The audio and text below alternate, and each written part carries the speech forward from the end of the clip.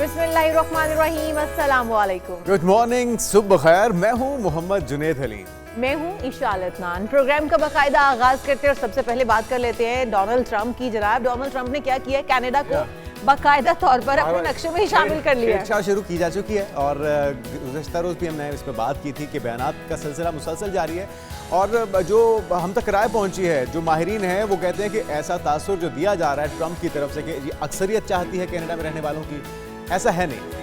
लेकिन बहरहाल ये आप जो मनाज़िर नाज़िर ये देख रहे हैं, ये डोनाल्ड ट्रंप ने अपनी सोशल मीडिया की ऐप है इसके ऊपर लगाया था, प्लेटफॉर्म है ट्रुथ सोशल, जहाँ पे नक्शा ही शेयर कर दिया जी। नहीं, इस पे नक्शा नहीं शेयर किया, एक्स पर शेयर किया था नक्शा उन्होंने। और उन्होंने जुनेद ना सिर्फ नक्शा शेयर किया क्योंकि उनकी बहुत ज़्यादा एलन मस्क से बनती है, बड़ी गहरी दोस्ती है, तो जिसकी वजह से उन्होंने ट्विटर को यूज़ करते हुए, एक्स ऐप को यूज़ करते हुए उसके ऊपर ये नक्शा शेयर किया है। जो छेड़खानी की आदत है डोनाल्ड ट्रंप की, पिछली हुकूमतों को भी तनकीद का निशाना बनाना, दूसरे ममालिक को भी छेड़खानी का शिकार करना, और फिर जिस तरह से आप डोनाल्ड ट्रंप चाह रहे हैं कनाडा को अपने अंदर जम करना, जो आप कह रहे हैं कि वहाँ के लोगों की राय नहीं है, वो भी हमने कल जान ली। लेकिन डोनाल्ड ट्रंप इतने क्यों बजिद है कनाडा को अपने अंदर शामिल कर लेने में, जम कर लेने में? फ़ायदा है, भारत एक बड़ा मुल्क है और बहुत से वसाइल मौजूद हैं, बहुत सा पोटेंशियल मौजूद है, और जो उन्होंने फ़ायदा या फ़वाइद बताए थे जम होने के, उन्होंने कहा था कि जी एक तो टैरिफ ख़त्म किया जाएगा,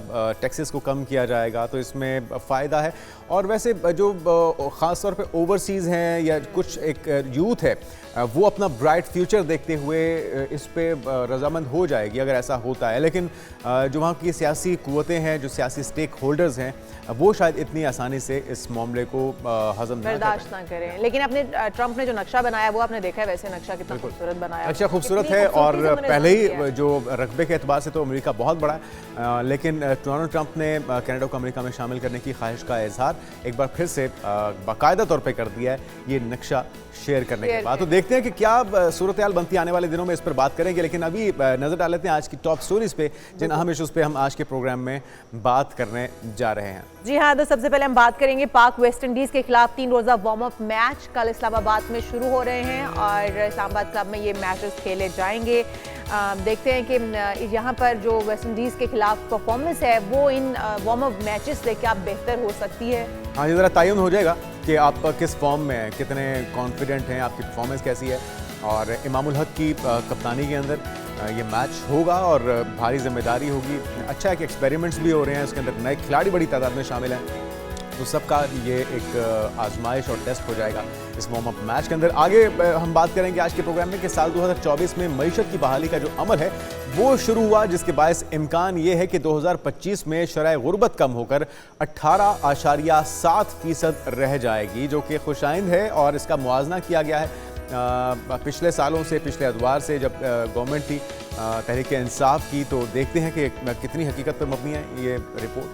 और उसके बाद आपको बताएंगे कि कराची में सर्दी बढ़ते ही बेघर नशई अफराद की हलाकतों में इजाफा हो गया है और अब तक शहर भर से 44 बेघर नशे के आदी अफराद की लाशें मिली हैं। तर्जुमान शीपा फाउंडेशन की जानिब से ये बताया जा रहा है किस तरह से इस लत में मुब्तला होते हैं लोग। ये कल हमने अपने प्रोग्राम में ये टॉपिक शामिल भी किया था, और किस तरह से इनको इस नशे की लत से छुटकारा हासिल करवाया जा सकता है। और अब ये जो तादाद हमारे साथ शेयर की जा रही है, 44 बेघर नशे के आदी अफराद हैं जिनकी लाशें शीपा को मिली हैं। और एक तो ये मामला है नशे से छुटकारे का, दूसरा इशू है रियासत का ओन ना करना, यानी कि कोई वली वारिस नहीं है, कोई उनका पुरसाने हाल नहीं है, मौसम भी सर्द है, तो किस तरह से मुमकिन होगा। फिर बात होगी क्या 2025 पाकिस्तान में पोलियो फ्री होगा। मुल्क के 3 सूबों की सीवरेज लाइन्स में पोलियो वायरस की तस्दीक हुई है। ये सूरत हाल अब तक तशवीशनाक है।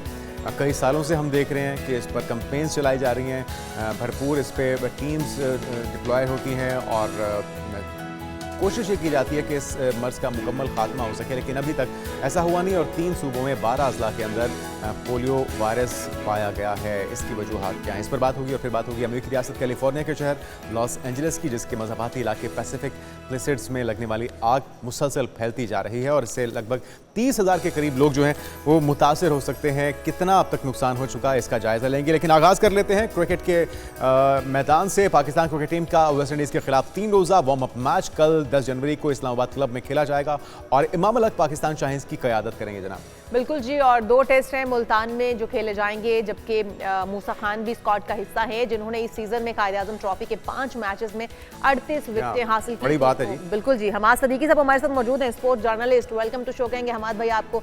हमाद भाई, स्क्वाड जो है वो जो तरतीब दिया गया है अभी, उसके हवाले से क्या कहेंगे? वेस्ट इंडीज़ के खिलाफ जो वार्म अप मैचेस हैं कितने सूदमंद साबित होंगे? क्या शाहीनों की परफॉर्मेंस बेहतर होती हुई देख रहे हैं?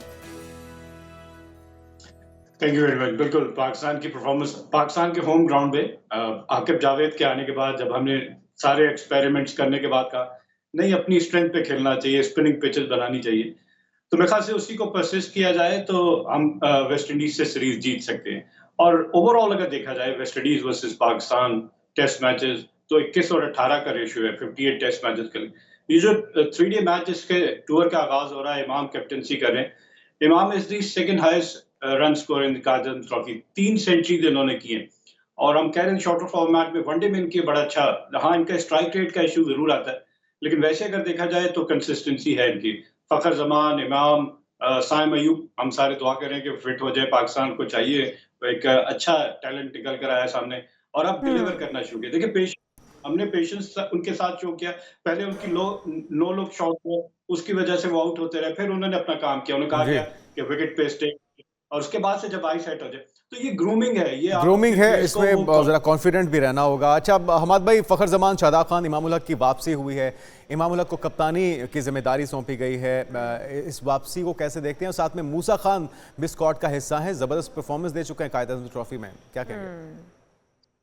मूसा खान से ज्यादा एक और बॉलर है जिससे 44 आउट किए हैं, केपीके से ताल्लुक है उनका, नियाज नाम है, अच्छा। उनको नहीं कंसिडर किया। फिर अजान अवैस हैं जिन्होंने 4 सेंचुरी स्कोर की, इमाम से भी, इमाम ने 3 की, उन्होंने 4 सेंचुरी स्कोर की। लेकिन डोमेस्टिक परफॉर्मेंस को और यंगस्टर्स को हम अगले मौका 5 मिलना साल चाहिए, की प्लानिंग सही। करते हैं, तो ये देखना होता है कि ये इस वक्त जो सेट ऑफ प्लेयर हैं, ये क्या अगले 5 साल टीम में, तो यंगर जो जनरेशन होती है, यंगर प्लेयर जो होते हैं, उनको होम सीरीज पे हमेशा आप मौका देते हैं ताकि वो अपनी कंडीशन डिलीवर करके तो दिखाएं। हमाद भाई, तो ये ओवरऑल आइडियल जो मौका स्क्वाड दिया गया है इस वक्त तश्कील, उसके हवाले से क्या कहेंगे? इसमें मोहम्मद सलमान, मूसा खान, उमैर बिन यूसुफ, रोहेल नज़ीर, आप बैलेंस स्क्वाड देख रहे हैं? बिल्कुल बैलेंस स्क्वाड है, और ये ज्यादातर ये बड़ा एक कहते हैं ना कि दूसरे को आप वो चीजें नहीं दिखाते, टूरिंग टीम को सरप्राइज होता है। ऐसी पिच पे मैच खिलाया जाएगा जिस पे टेस्ट मैचेस नहीं होंगे, तो उन कंडीशन से यूज टू था। तो हो सकता है कि जो दोनों मैचेस मुल्तान में हैं वो टर्निंग टू टर्नर हो, जिस तरह हमने पिंडी में बनाया, उस तरह की पिच हो, और यहाँ पे आपको ग्रीन टॉप पिच नजर आ जाए, तो वेस्ट इंडीज फास्ट पिचेस पे खेलकर उनके माइंड में ये होगा कि पाकिस्तान ऐसी पिच बनाएगा। लेकिन खैर उनका थिंक टैंक भी पूरा होमवर्क करके आया होगा, उन्हें पता है कि ये सरप्राइज ऐसी पिच नहीं दी जाएगी उनको कि वो यहाँ से यूज टू हो जाए। लेकिन हमारे जो प्लेयर हैं जो परफॉर्म करने चाह रहे हैं, तो उनके लिए एक आइडियल मौका है। लास्ट 19 इयर्स बैक पाकिस्तान और वेस्ट इंडीज की जो सीरीज हुई थी, पाकिस्तान वन इट बाय 2-0, लेकिन वो साल था मोहम्मद यूसुफ का, और 2006 जब उन्होंने विव रिचर्ड का एक कैलेंडर ईयर में सबसे ज्यादा रन्स बनाने का रिकॉर्ड ब्रेक किया था, और इस सीरीज में 3 टेस्ट मैचेस में मोहम्मद यूसुफ ने 4 सेंचुरी स्कोर की थी। तो वो सीरीज थी between Mohammad Brian Lara also scored 2 century, तो बड़ी अच्छी नजर आई। लेकिन उसमें उमर गुल और दिनेश कनेरिया, इन दोनों ने पाकिस्तान के लिए विकेट हासिल की। मैं चाहूंगा कि नुमान अली और साजिद खान, जिन्होंने इंग्लैंड के खिलाफ जबरदस्त परफॉर्मेंस दी, उन्हीं को बैक किया जाए। 3 स्पिनर मैं यही जानना चाह रहा था साजिद और नुमान के बारे में हमाद भाई, ये मुसलसल उन्हें इग्नोर किया जाना ये एक्सपेक्टेड था, ऐसा होना चाहिए? देखिए, देर आए दुरुस्त आए, अब समझ आ गई हमारे सिलेक्टर्स को, तो चलें हम उनको क्रेडिट दे देते हैं कि आपको नजर आया कि यंगस्टर जो है उनको ठीक है, उनको साथ रख के ग्रूम कर सकते हैं, सुफियान मुकी में लेके चले उनको। लेकिन इंग्लैंड के खिलाफ हमने आमिर जमाल को खिलाया था, ना बैटिंग ना बॉलिंग, हमें जरूरत ही नहीं पड़ी थी। तो मैं ये कहूंगा कि एक प्रॉपर बैट्समैन आप और डाल दें टीम में, आप अपनी बैटिंग को और लंबा करें, और बैट्समैन आपके जब 7 बैट्समैन प्रॉपर खेल रहे होंगे तो फ्रीली खेल रहे होंगे, उन्हें पता है कि डेप्थ है बैटिंग में, और बॉलर हमारे 2 यूज होते हैं। हमने फास्ट आमिर जमाल से हमने बॉल ही नहीं कर, दोनों एंड से स्पिनर कर रहे हैं। तो थ्रू आउट टेस्ट मैच 3 साढ़े 3 दिन में, आजकल टेस्ट मैच 5 दिन की कहानी खत्म हो चुकी है, 3 साढ़े 3 दिन में टेस्ट, और वेस्ट इंडीज हमेशा से स्पिनर्स के अगेंस्ट स्ट्रगल करते हैं, और वो भी राइट आर्म लेग स्पिनर। तो जाहिद महमूद तो है राइट आर्म लेग स्पिनर, लेकिन जो सक्सेस स्टोरी है नुमान की और साजिद खान की, मेरे ख्याल से पाकिस्तान को उसकी के साथ कंटिन्यू करना चाहिए, और पाकिस्तान को बआसानी ये सीरीज जीतनी चाहिए। अच्छा, बैटिंग लाइन के हवाले से हम हमेशा मुश्किलात का शिकार रहे और हम देखते हैं कि जो हमारा यंग टैलेंट है वो भी ज़्यादा फोकस करता है बॉलिंग के ऊपर। अच्छी बात है, बॉलिंग हमारी स्ट्रेंथ है, उस पर काम होना भी चाहिए, उस पर नया टैलेंट भी सामने आता है। बैटिंग में हम कहाँ मार कर रहे हैं? कोचिंग के हवाले से भी क्या जिम्मेदारी है, किन लाइंस पे, किन पैरामीटर्स पे काम होना चाहिए? क्योंकि हम देखते हैं कि हमारे अक्सर जो बैट्समैन हैं वो जब झड़ी लगती है, जो एक के बाद दूसरा वही गलती दोहराते हुए, कभी स्लिप पे आउट हो रहा है या एक ही गलती को दोहराते हुए, या स्लो रन रेट का जो मामला है वो भी मुश्तरका तौर पे सबके साथ है। तो एक लंबे अरसे से एक अच्छा बैट्समैन क्यों नहीं प्रोड्यूस कर पाया? आपने बड़ा अच्छा पॉइंट हाईलाइट किया है, slow run rate. Cricket change हो चुकी है। टेस्ट क्रिकेट जब मैं कह रहा हूँ 3 साढ़े, तो एक दिन में अगर 90 ओवर है तो 350 रन बना रही है। इवन इंग्लैंड तो 400 रन भी बना रही है। तो हमारे पास ऐसे वो पोटेंशियल, ऐसी रिसोर्सेज होनी चाहिए कि जो इस इंटेंट के साथ खेल सके, टेस्ट क्रिकेट में 4 रन पर ओवर कर सके। उसके लिए जरूरी नहीं है कि आप हर बॉल पे चेक, आपको स्ट्राइक रोटेट करना आना चाहिए, आपको गैप में बॉल को, आपको बिजी प्लेयर बनना पड़ेगा और फिर ऑड बाउंड्रीज मिल जाती है। तो मोहम्मद हुरैरा, उनको पिछले 3 सीजन से साथ तो रख रहे हैं लेकिन मौका नहीं मिल रहा। अभी साइम अयूब अगर नई टेस्ट सीरीज खेल रहे, अनफिट है, और Abdullah Shafique out of form है, तो मेरे ख्याल से मोहम्मद हुरैरा को एज एन ओपनर बिल्कुल मौका देना चाहिए उनकी परफॉर्मेंसेस की बेस पर कि अच्छा, परफॉर्म किया डोमेस्टिक में तो चेक किया जाए। हमाद भाई, आपने कहा कि वेस्ट इंडीज़ टीम जो है वो हमेशा स्पिनर के अगेंस्ट जो है वो हमें देखते हैं कि वो मेहनत करती हुई नज़र आती है, थोड़ी सी कंफ्यूज नज़र आती है। अगर हम वेस्ट इंडीज़ टीम का वैसे थोड़ा सा पोस्टमार्टम कर लें तो आपको लगता है कि हमें टफ टाइम दिया जा सकता है वेस्ट इंडीज़ टीम की जानिब से, या फिर हमें तो क्योंकि होम ग्राउंड का भी एज हासिल होगा, लेकिन वैसे अगर ओवरऑल हम उस टीम को देख लें, उसकी परफॉर्मेंस को देख लें, तो किस तरह से आप रेट करते हैं?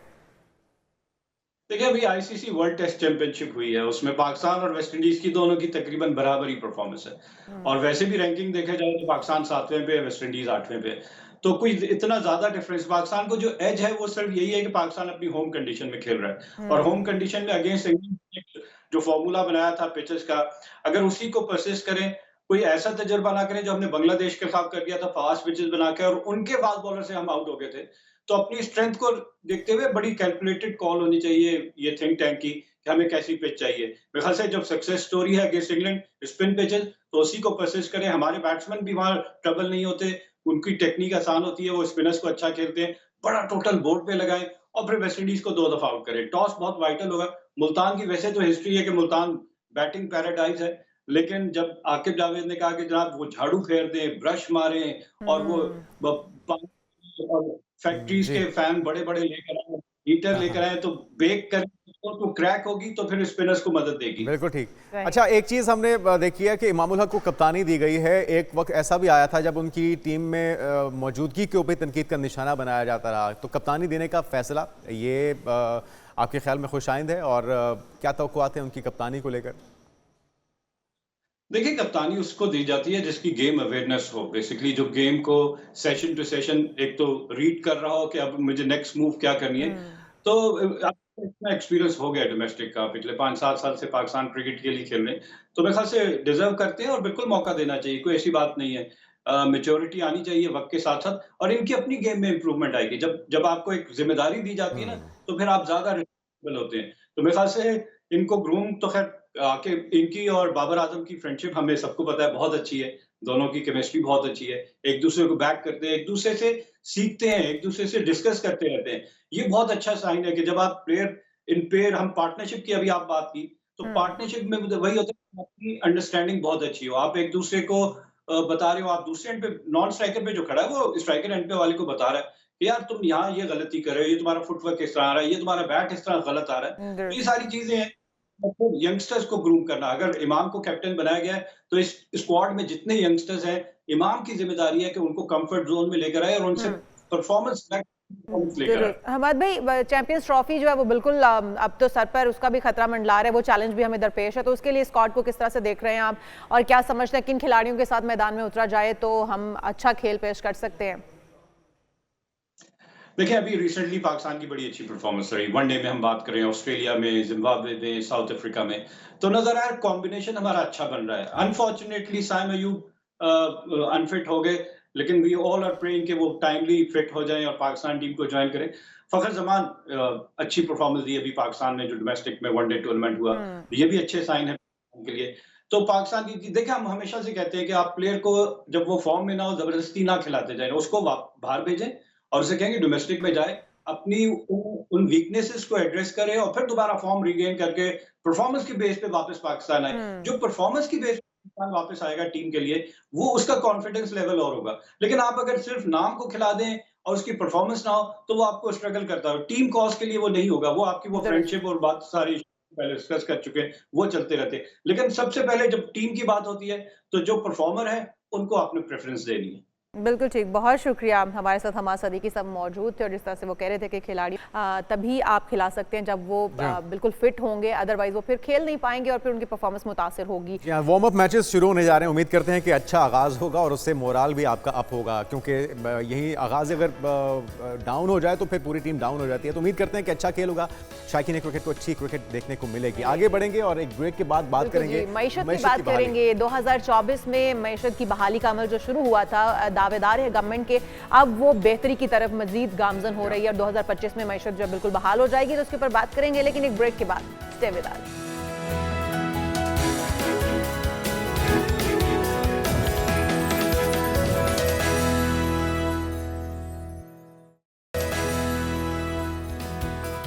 नाज़रीन वेलकम बैक। और हम गुज़िश्ता रोज़ भी बात कर रहे थे और आए रोज़ हम इस पे बात करते हैं। ख़बर बड़ी इंपॉर्टेंट है, हर पाकिस्तानी की उम्मीदें वाबस्ता हैं और जानना भी चाहते हैं कि क्या वाकई महंगाई में कमी होने जा रही है। 2024 के अंदर बहाली का अमल हुकूमती क्लेम है कि बेहतरी की तरफ गामजन है। 2025 में कहा जा रहा है कि गुर्बत की शरह में कमी होने जा रही है और ये 25.3 से कम होकर 18.7% रह जाएगी।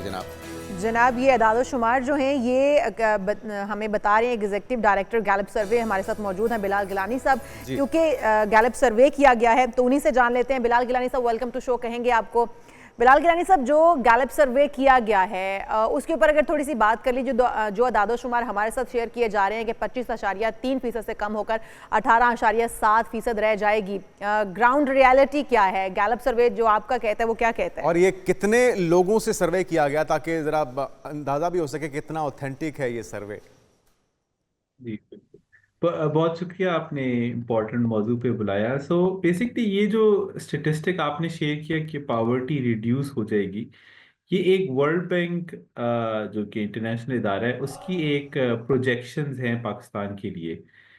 2019 में लास्ट पावर्टी सर्वे हुआ और उसके बाद से कोई सर्वे नहीं हुआ, तो उन्होंने मुख्तलिफ और आदाद शुमार को जमा करके ये प्रोजेक्ट किया है कि 2024 जो कि अभी चल रहा है, 2025 में कोविड से पहले जो हमारे शराय गुर्बत थी, अब हम तकरीबन उस तक पहुंच गए हैं और अब 2025 में उनका कहना है कि गुर्बत जो है वो 2019 तो से भी बिलाल साहब, कम हो इसका जाएगी। पैरामीटर्स क्या हैं इस सर्वे के? क्योंकि जो अवाम है वो तो दुहाई दे रहे हैं, उनकी कुव्वत खरीद कम से कम होती जा रही है, तो फिर ये सर्वे जो किया गया है इसके क्या पैरामीटर्स रखे गए हैं, किस तरह से बताया जा रहा है इसमें? तो इसमें एक की फैक्टर जो वर्ल्ड बैंक ने देखा है, जो उन्होंने अपनी रिपोर्ट में लिखा है, वो पाकिस्तान में जो इन्फ्लेशन है उसमें कमी है। तो इसमें कोई शक नहीं है कि 2024 में और 2023 से कंपैरिजन करें तो या तो कीमतों में सिग्निफिकेंट कमी आई है। हमने देखा है कि वीट की प्राइस में और चिकन की और पोल्ट्री की प्राइसेस में, शुगर की प्राइस में 2023 से कंपेयर करें तो टोटल प्राइसेस भी फॉल किए और सिग्निफिकेंटली जो कीमतों की इजाफे में की शरह होती है, यानी रेट जो है वो भी रीजनेबली रिड्यूस हुआ है। इसकी वजह से लोगों की पास एक slight bit of disposable income में इजाफा हुआ है। मगर ये बात काफ़ी क्लियर है कि ये प्रोसेस अभी शुरू हुआ है। जो डायरेक्शन है इस प्रोसेस की वो दुरुस्त है, मगर जो लोगों तक उसके समरात हैं वो अभी तक नहीं पहुंचे, क्योंकि हम जब सर्वे में लोगों से पूछते हैं कि आपके ख्याल से महंगाई खत्म हो गई है, कम हो गई है, तो बहुत ही थोड़े लोग ये कहते हैं कि महंगाई में कोई बहुत बिल्कुल, आप दुरुस्त कह रहे है हैं गिलानी साहब। और हम भी जितने माहिरीन से बात करते हैं, आवाम की रिजर्वेशन उन तक पहुंचाते हैं, उनकी राय ये होती है कि बुनियादी तौर पे आदाद-ओ-शुमार तो बेहतर हो रहे हैं और उसकी वजह यह है कि महंगाई बढ़ने की जो शरह है उसमें कमी हुई है। इस वजह से लोगों को वो जो एक केस हैं वो सही तरह से पहुंच नहीं रहे। ये नहीं है कि महंगाई में कमी हो गई है। तो आप इसको किस तरह से देखते हैं? क्या वाकई में ये सिलसिला ऐसे ही रहेगा या फिर चीज़ें कम भी होंगी, उनके रेट्स कम भी होंगे आने वाले सालों में, आने वाले वक्त में? जी बिल्कुल। सो प्रोसेस जो है वो स्टार्ट हो गया है। जो महंगाई की शरह है ये बहुत डायरेक्टली लिंक्ड है मैक्रो इकोनॉमिक स्टेबिलिटी से। हम्म। तो जिस जिस जमाने में महंगाई में बहुत शदीद इजाफा हुआ, जो कि पाकिस्तान की तारीख में इतना इजाफा नहीं हुआ पहले, 2022 के अरसे में। तो उस वक्त एक मैक्रो इकोनॉमिक इंस्टेबिलिटी थी, रुपी की वैल्यू एकदम से डेप्रिशिएट कर गई दुनिया भर से।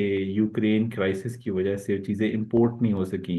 हम्म। तो अब हम देखते हैं कि उन बेसिक स्ट्रक्चरल जो इश्यूज है उनमें कुछ बेहतरी आई है। हुकूमत ने एक स्टेबल पॉलिसी इसके बारे में रखी हुई है।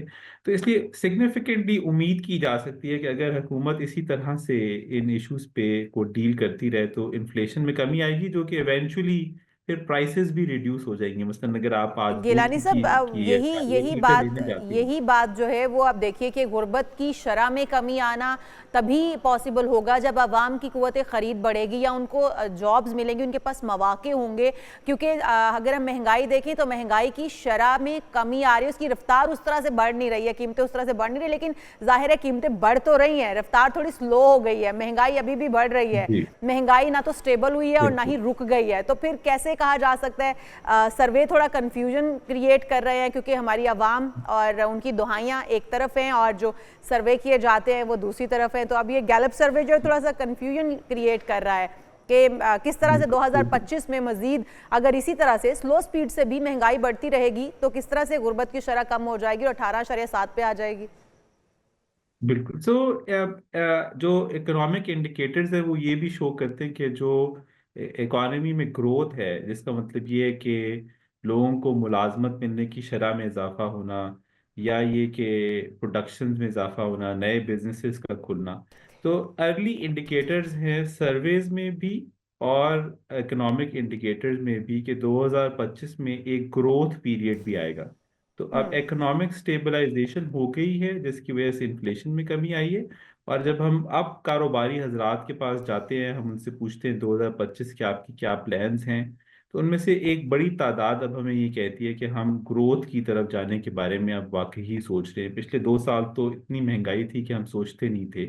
हम्म। इसी तरह से अब हम जब आवाम से जब पूछते हैं तो हमें एक थोड़े से एक इंक्रीज नजर आया है ऐसे लोगों की शरह में जो ये कहते हैं कि उनके माशी हालात घर के बेहतर हो गए हैं। तो अब कुछ ना कुछ सेविंग्स बिल्ड अप होना शुरू हुई हैं। तो ये आई थिंक इम्पोर्टेंट बात है कि सर्वे भी और ये रिपोर्ट भी ये कह रही है कि जो चलो, ये डायरेक्शन है तो वो बेहतर गिलानी हो साहब गई खुश है। आइंद है। इसी को कंटिन्यू करें। ठीक। जी। और वो कौन कौन से अवामिल हैं, अगर आप स्पेसिफिकली बता सकें, जिस पे काम करने की वजह से, कौन कौन से सेक्टर्स हैं जिस पे काम करने की वजह से ये तमाम बेहतरी देखने में आ रही है, और अभी कहाँ कहाँ पे काम होना बाकी है, जहाँ पे पोटेंशियल हो, जिस पे काम करने से मजीद बेहतर रिजल्ट्स आ सकते हैं। सो आई थिंक जो की इंडिकेटर है इसमें इस वक्त जो है वो हुकूमत की जो मैक्रो इकोनॉमिक पॉलिसी है, जिसमें उन्होंने मजीद रुपए की डेप्रिसिएशन को रोक के रखा हुआ है। दूसरी तरफ उन्होंने हुकूमत के जो अखराजात हैं उनको कम करने के लिए एक मेजर स्टेप्स लेने की कोशिश कर रहे हैं। इस पे सीरियस वर्क हो रहा है कि मिनिस्ट्रीज को रिड्यूस कर दिया जाए, मजीद हम्म। हायरिंग ऐसी के जो अनरिक्वायर्ड है उसको रोक दिया जाए। स्टेट ओन्ड एंटरप्राइजेस को एंड को प्राइवेटाइज करने की एक लाजिम एक कोशिश की जा रही है। वो कामयाब होती नहीं होती, हुकूमत का काम है काम करना। तो ये तमाम वो इंडिकेटर्स हैं जो ये शो करते हैं कि हुकूमत सीरियस है काम करने के लिए। जो चीज़ करने की ज़रूरत है वो ये कि सिर्फ और सिर्फ इकोनॉमी को स्टेबलाइज नहीं करना, एक रीजनेबल अमाउंट ऑफ ग्रोथ भी लेके आनी है। क्योंकि हम्म। जैसे आपने भी पॉइंट आउट किया कि ग्रोथ के साथ ही लोगों को मुलाजमत मिलेगी। तो हुकूमत ने सिर्फ स्टेबलाइज नहीं करना है, एक सस्टेनेबल ग्रोथ लेवल पे लेके जाना है। सही। ये एक मुश्किल काम है क्योंकि आमतौर पर इस स्टेज पर आकर हुकूमत जब उसको एहसास होता है कि स्टेबलाइज हो गई है, तो वो अंधाधुंध अखराजात शुरू कर देते हैं। उन्हें ये महसूस होता है कि उन्हें वोट लेने के लिए डेवलपमेंट प्रोजेक्ट्स लॉन्च करने हैं, चाहे वो लॉजिकल हों हम्म। इलॉजिकल हों। तो ये वो स्टेज है जिसके बाद आमतौर पर हमारी हुकूमतें हमेशा शाह खर्चियों में और अपने जेब भरने में चली जाती ठीक है। हैं। हमें ये देखना है कि ये हुकूमत उस डायरेक्शन पे जाती है या इस ये हुकूमत की एक डायरेक्शन वाकई अगर दिल रहेगी तो 2025 का साल अवाम के लिए खुशाइन साल साबित होगा। बिलाल गिलानी साहब हमारे साथ मौजूद थे, बहुत शुक्रिया।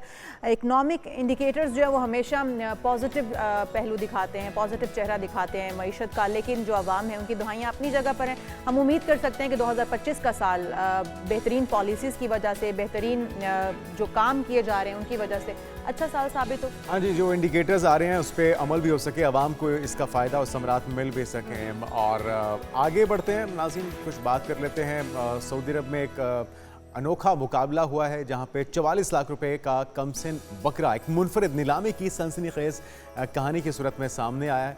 और सऊदी अरब में एक ऐसी मुनफरिद और दिलचस्प नीलामी देखने को मिली जिसने हर किसी को ऐसा हैरान। क्या खास है इस बकरे उसके में? कान देखिए आप, कान तो उसके टांगों से भी ज्यादा लंबे हैं, लेकिन ये कि सिर्फ कानों की वजह से 44 लाख का बकरा, जी हाँ, तो बड़ा मुनफरिद है। मुनफरिद उसका एक अल्लाह ताला ने अंदाज है। खासियत दी है। और वैसे देखें ना कि छोटा सा एक क्यूट सा है और उसके कान लंबे लंबे हैं, तो अपने मुनफरिद हैयत की वजह से इसकी जो बिल्कुल बोली छोटा लगी सा है। बच्चा है ये, और हैरान 44 लाख तौर पर अपनी तरफ मतवज्जो करता है ये, सिर्फ अपने बड़े कानों की वजह से, अपनी मुनफरिद जिसामत की वजह से। नायाब खसूसियात हैं इसके अंदर, जिसको 44 लाख में बोली लगाकर ख़रीदा गया है। बिल्कुल, और ये एक मुनफरिद उसकी खासियत थी। सऊदी लोग इस बकरे के दीवाने हो चुके हैं और इस मुनफरिद शक्ल और ख़ूबसूरती ने इसे एक कीमती जानवर भी बना दिया है। तो ये थी जानवर की कहानी, बकरे की कहानी। और भी बहुत सी कहानियाँ हैं, बहुत से आम इशूज़ हैं, टॉपिक्स हैं जिस पर बात करेंगे आज के प्रोग्राम में। एक ब्रेक के बाद स्टे विद अस।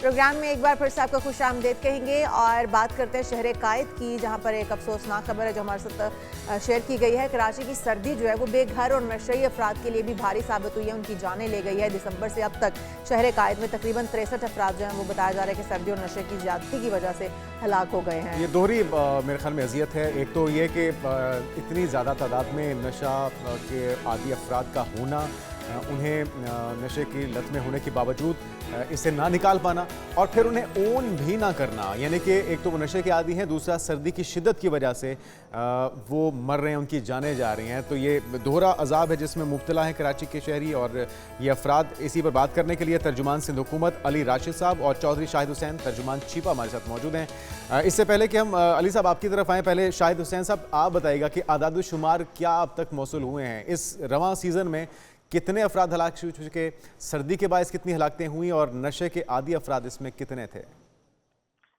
अच्छा, ये दोनों चीजें, सर्दी भी एक तो दिसंबर में सर्दी भी पड़ती है और दूसरा जो है नशे के आदी जो है अपनी जो डोज है वो डबल कर लेते हैं ताकि वो जिसम उनका गर्म रहे।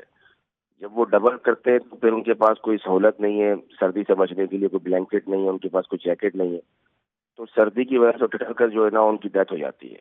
तो दिसंबर में 48 थी और जनवरी से अब तक जो है 15 डेड बॉडीज हमें मौसूल हुई थी मुख्तलिफ जगहों से। शाहिद हुसैन साहब, ये मुख्तलिफ इलाकों से आपको मौसूल हो रही हैं, क्योंकि वैसे तो आपने कहा सर्दी की शिद्दत की वजह से ये लोग मर रहे हैं, इनकी आदाद-ओ-शुमार अगर तादाद चेक की जाए तो ये तो गर्मियों में भी बहुत ज़्यादा होगी नशे के आदी लोगों की। क्या नशे के आदी अफराद गर्मियों में भी इसी तादाद से मर रहे हैं या फिर ये सिर्फ सर्दियों में आपके सामने आई हैं इतनी लाशें? नहीं, इनको तो ना ज्यादा गर्मी बर्दाश्त है और ना ज्यादा सर्दी बर्दाश्त है। अच्छा। और अगर गर्मी पड़ जाए तो उसमें भी इनकी मौत वाक़ई हो जाती है, अगर ज्यादा सर्दी पड़ जाए तो उसमें भी ये नहीं बच सकते।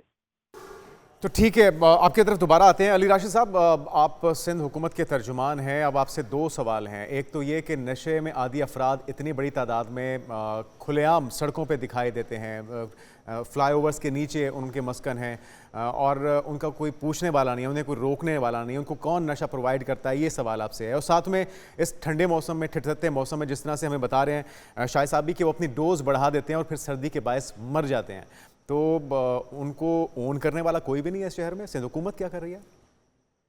आउज़ुबिल्लाहि मिनश्शैतानिर्रजीम, बिस्मिल्लाहिर्रहमानिर्रहीम। बहुत अच्छा सवाल पूछा आपने।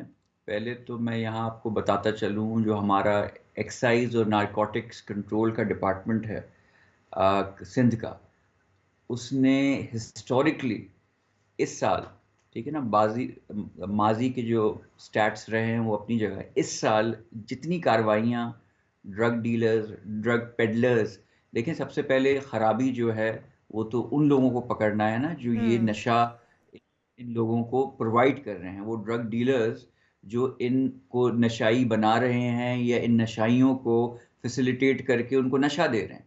आप जब वहाँ क्रैक डाउन करेंगे, वहाँ रोकेंगे, ऑटोमेटिकली जो बिगाड़ है, जो नशाई हैं, उधर तक ये इफेक्ट आएगा। तो जितने अभी क्रैकडाउन सिंध हुकूमत ने, इनके एंटी नारकोटिक्स डिपार्टमेंट ने, एक्साइज ने, जो पहले इतना फाल नहीं होता था, इसलिए कि एक ANF एंटी नारकोटिक्स फोर्स जो सिंध हुकूमत से जिसका ताल्लुक नहीं, फेडरल इदारा है, वो अलग ऑपरेट करती है बाकी, मगर सिंध हुकूमत ने अपने excise and narcotics control department में उसको फाल किया, और जितनी कार्रवाई अभी सिंध में इस साल उस डिपार्टमेंट ने की है वो फेडरल जो इदारा है वो भी नहीं कर सका है। ये एक ये तो बहुत अच्छी बात है, लेकिन अली साहब क्या आदाद-ओ-शुमार दिए गए हैं? कितने नशे के हामिल अफराद हैं जो शहर कायद में मौजूद हैं? कितने सप्लायर्स मौजूद हैं? कितने पकड़े जा चुके हैं अब तक? हंड्रेड्स की तादाद में हम लोग पकड़ चुके हैं, और ये रोज का एक मरहला, मैं आपको पूरी एक रिपोर्ट इस पे शेयर करके मैं आपको दे सकता हूँ। अगर अगला प्रोग्राम करें तो उस पर नशर करेगा कि लोग देख सकें कि क्या काम हो रहा है, क्या परफॉर्मेंस हो रही है। बहुत सारी चीज़ें जो खबरों की जीनत बनती हैं, मगर ऐसी चीज़ें जो एक कार्रवाई अंधेरे में हो रही होती है, जो इतनी मंजर आम पे नहीं आ रही होती, उसका भी पता चलना चाहिए। अब मैं दूसरी चीज़ पे आता हूँ। अब ये जो लोग हैं, आपने कहा कि जो नशे की हालत में होते हैं, जो नशेई होते हैं, उनका कोई पूछने वाला नहीं है। पूछने वाला बिल्कुल है। आपने जैसे मैंने आपको बताया कि अगर ये हम नारकोटिक्स पे काम कर रहे हैं या उसको कंट्रोल करने की कोशिश कर रहे हैं, तो उन्हीं लोगों के लिए कर रहे हैं ना जो इफेक्टेड हैं इन चीज़ों से, जो फैमिलीज बर्बाद हो जाती हैं, जिनके बच्चे ख़राब हो जाते हैं, नई नस्ल जो है तबाह हो जाती है, उस पर कार्रवाई कर रहे हैं हम। और ये 15 जैसे चीपा के जो नुमाइंदे थे उन साहब ने भी बताया कि 15 अली लोग राशि थे जो साहब, आप बिल्कुल दुरुस्त कह रहे हैं कि जो लोग प्रोवाइडर हैं सबसे पहले तो उनके खिलाफ कार्रवाई आप कर रहे हैं, और यकीनी तौर पर ये कार्रवाई करने से बहुत फ़ायदा होगा। उन लोगों तक नशा उन लोगों को नहीं मिलेगा तो वो नशे की लत से तो नहीं बच सकते हैं। रियासत की जिम्मेदारी हर बंदे को महफूज बनाना, उनकी ज़िंदगियों को महफूज बनाना, ये जिम्मेदारी रियासत पर आयद होती है। अगर इन लोगों को उठाकर रिहैबिलिटेशन सेंटर आप पहुँचा रहे हैं तो ये भी एक काम है, लेकिन क्योंकि शहर कायद में ये काम नहीं हो रहा, ये चीपा के थ्रू काम हो रहा है, और वो भी लाशें उठाने का काम हो रहा है। अगर इन लोगों को किसी ऐसे महफूज मकाम पर पहुंचाया जाए, इनकी कोई दुआ दारू जिसको कहते हैं वो हो जाए, कोई ट्रीटमेंट स्टार्ट हो जाए, रिहैबिलिटेशन सेंटर में इनको पहुंचा दिया जाए, तो शायद ये लोग मरने से बच जाएंगे। क्या इस हवाले से भी कोई इकदाम हो रहा है अभी तक? बहुत बहुत अच्छा सवाल आपने पूछा, और इसमें मिनिस्ट्री ऑफ रिहैबिलिटेशन है हमारी, जो डिज़ास्टर मैनेजमेंट को भी देखती है, रीसेटल जब करते हैं, कोई आफत आती है तो उसको भी देखती है। तो उनका एक छोटा सा डोमेन ये भी है कि ऐसे लोग जिनको रिहैबिलिटेशन की ज़रूरत हो उन पे भी काम करती है, और वो हम उसमें भी काम कर रहे हैं। हमने बनाए भी हैं, हमारे सेंटर्स हैं सिंध हुकूमत के जो ऐसे लोगों को ट्रीट करती हैं, उनको वापस माशरे का हिस्सा बनाती हैं, उनको ट्रेनिंग, ग्रूमिंग। ये देखें, सिर्फ नशा एक प्रोसेस होता है, ये स्टेप्स होते हैं। ये होता है कि ये आपने नारकोटिक्स कंट्रोल किया कि वो नशा उन तक पहुंचे नहीं, फिर ये होता है उनकी ट्रीटमेंट, कि उनकी ज़हन ये सारे स्टेप्स बहुत इंपॉर्टेंट हैं, और आप काम कर रहे हैं, लेकिन इसके बावजूद अफसोसनाक पहलू ये है कि 63 कीमती जानें जा चुकी हैं। शाहिद साहब, आपके पास कोई आदाद-ओ-शुमार हैं जो आप काम कर रहे हैं, ये इन तदफीन का और इन लाशों को दफन करने का या उनके लवाहिकीन को तलाश करने का, ये लायक तहसीन है, लेकिन क्या आपके पास कोई डाटा भी होता है कि कितने ऐसे लोग हैं जिनके पास कोई छत नहीं है, कितने नशे के आदी हैं, कहाँ कहाँ मौजूद होते हैं? ये उनकी तादाद तो अनगिनत होती है, क्योंकि कराची शहर में काफी सारे ऐसे मुकामात हैं जहाँ पर इन्होंने अपना कचरा कुंडियों को, नदियों को मस्कन बनाया होता है। हम इनको ब्लैंकेट या रजाइयाँ या जैकेट्स भी प्रोवाइड करते हैं वक्तन वक्तन। जैसी कोई मौसम की तब्दीली आती है, इनके लिए कोई ना किसी चीज़ का इंतजाम होता है। चिपा साहब ने चिपा फाउंडेशन के तहत जो भी काम हो रहा होता है वो लोगों की इस्लाह और फलाह के लिए होता है, लोगों की मदद के लिए होता है। इंशाल्लाह जो भी ऐसे, जब भी कोई इनके लिए कोई ऐसी क़यामत की चीज आती है, जैसे गर्मी का सीजन ले लें, तो उसमें भी ये ज्यादा लोग, यही लोग अफेक्टेड होते हैं। दुरुस्त। कि एक तो नशे की लत ऐसी है कि इनकी ये अपने साथ और अपने फैमिली के साथ ये ज्यादती कर रहे होते बिल्कुल दुरुस्त। पूरी फैमिली अगर जो इन- है वो एक बंदा नहीं मरता बल्कि पूरी फैमिली मर जाती है, क्योंकि वो वाहिद कभी कभी होता है कमाने वाला भी हो। अगर शाहिद साहब जिस तरह से अदाद शुमार पूछ रहे थे जुनेद भी आपसे, अदाद शुमार जो है वो क्या गवर्नमेंट के साथ शेयर किए जाते हैं, इन इदारों के साथ शेयर किए जाते हैं जो उनकी फलाह के लिए काम कर रहे हैं ताकि उन लोगों को बेघर ना रखा जा सके या वो सेंटर से बाहर ना रहें, इन जो मौसमों की शिद्दत है उससे बच सकें? क्या ऐसे अदाद शुमार आप इन लोगों के साथ भी शेयर करते हैं? क्योंकि हमारे साथ अली राशिद साहब है तो वो यही कह रहे हैं कि इन लोगों के लिए काम हो रहा है। कोऑर्डिनेशन अगर बेहतर होगी तो जाहिर बात है कि इन अमवात से कम उन्हें बचाया जा सकता है।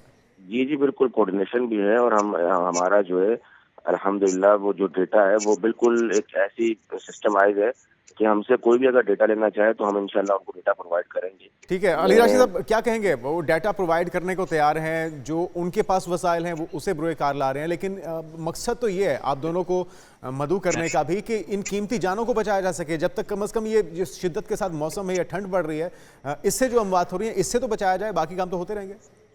नहीं, बिल्कुल बिल्कुल, मैं आपकी बात से इत्तेफाक करता हूँ और मैं आपके फोरम से, आपके तवस्सुस से चीपा साहब के जो नुमाइंदे हैं उनसे कहता हूँ, मैं ज़ाती तौर पे अपने आप को हाजिर करता हूँ कि जहाँ फैसिलिटेट हम कर सकें हम वैसे भी चीपा के साथ, चीपा फाउंडेशन के साथ सिंध हुकूमत जो है बहुत काम करती है और उनको जहाँ होता है बाकी चीज़ों में भी फैसिलिटेट हम करते हैं। मगर ये एक ऐसा थोड़ा अनोखा टॉपिक है कि जी नशाई या नशे की हालत में सर्दी की वजह से जो डेथ्स हुई हैं, एक अलग टॉपिक है। इस पे भी अगर मैं ज़ाती तौर पे आपके तवस्सुस से इनको ऑफर करता हूँ आपको कि जहाँ भी सिंध हुकूमत की इनको ज़रूरत है, डेटा ये सिर्फ शेयर नहीं करें, हमसे और भी कुछ फैसिलिटी इनको चाहिए तो हम वो भी देने को। अली राशिद साहब, ऐसा क्यों है कि चीपा को आपसे मदद की ज़रूरत पड़े? क्योंकि वो तो ऑलरेडी फलाही काम कर रहे हैं, खिदमत खल्क का बीड़ा उठाए हुए हैं।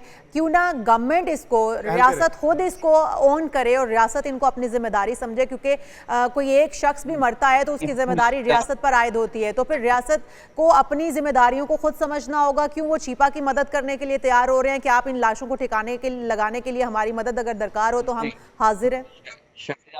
शायद आप मेरी बात समझी नहीं।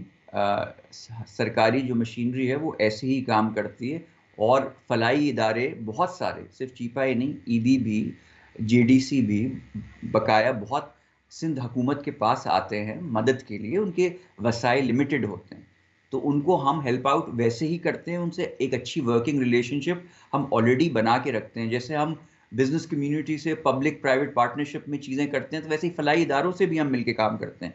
हम यहाँ बरे जिम्मा नहीं हो रहे, ना मैं कह रहा हूँ कि जी ये आप चलें, कम से कम आप जिम्मेदारी ले रहे हैं और इन्हें ओन करना भी चाहिए और ये जो अब तक अमवात हो चुकी इससे बचा जाए। अच्छा ऑफर किया, उसको नेगेटिव आप क्यों? नहीं, हम नेगेटिव बिल्कुल नहीं ले रहे, हम कोशिश कर रहे हैं कि इसका सोल्यूशन निकल सके। बहुत शुक्रिया अली राशिद साहब और चौधरी शाहिद हुसैन साहब हमारे साथ मौजूद थे और उम्मीद करते हैं कि सिंध हुकूमत इस सूरत हाल को कंट्रोल करेगी ताकि कीमती जानों के ज़िया से बचे। और हुकूमत अगर इन्हें ऑन करने लग जाए, अपना शहरी तस्लीम करने लग जाए, रियासत का हिस्सा तस्लीम करने लग जाए तो शायद ये अमवात जो है वो ना होंगी और लोग बच सकेंगे। नशे के आदी लोग तो बहुत ज़्यादा है हमारे इर्द गिर्द, हमें भी थोड़ी सी जिम्मेदारी का मुजाहिदा करना होगा। जहाँ पर इन लोगों को देखें, कोई ब्लैंकेट, कोई जैकेट, जिस तरह से दूसरे लोग जो है वो मदद के लिए आगे बढ़ते हैं, हमें भी आगे बढ़ने की जरूरत है। एक ब्रेक लेते हैं, ब्रेक के बाद हाजिर होते हैं हमारे साथ। Stay with us.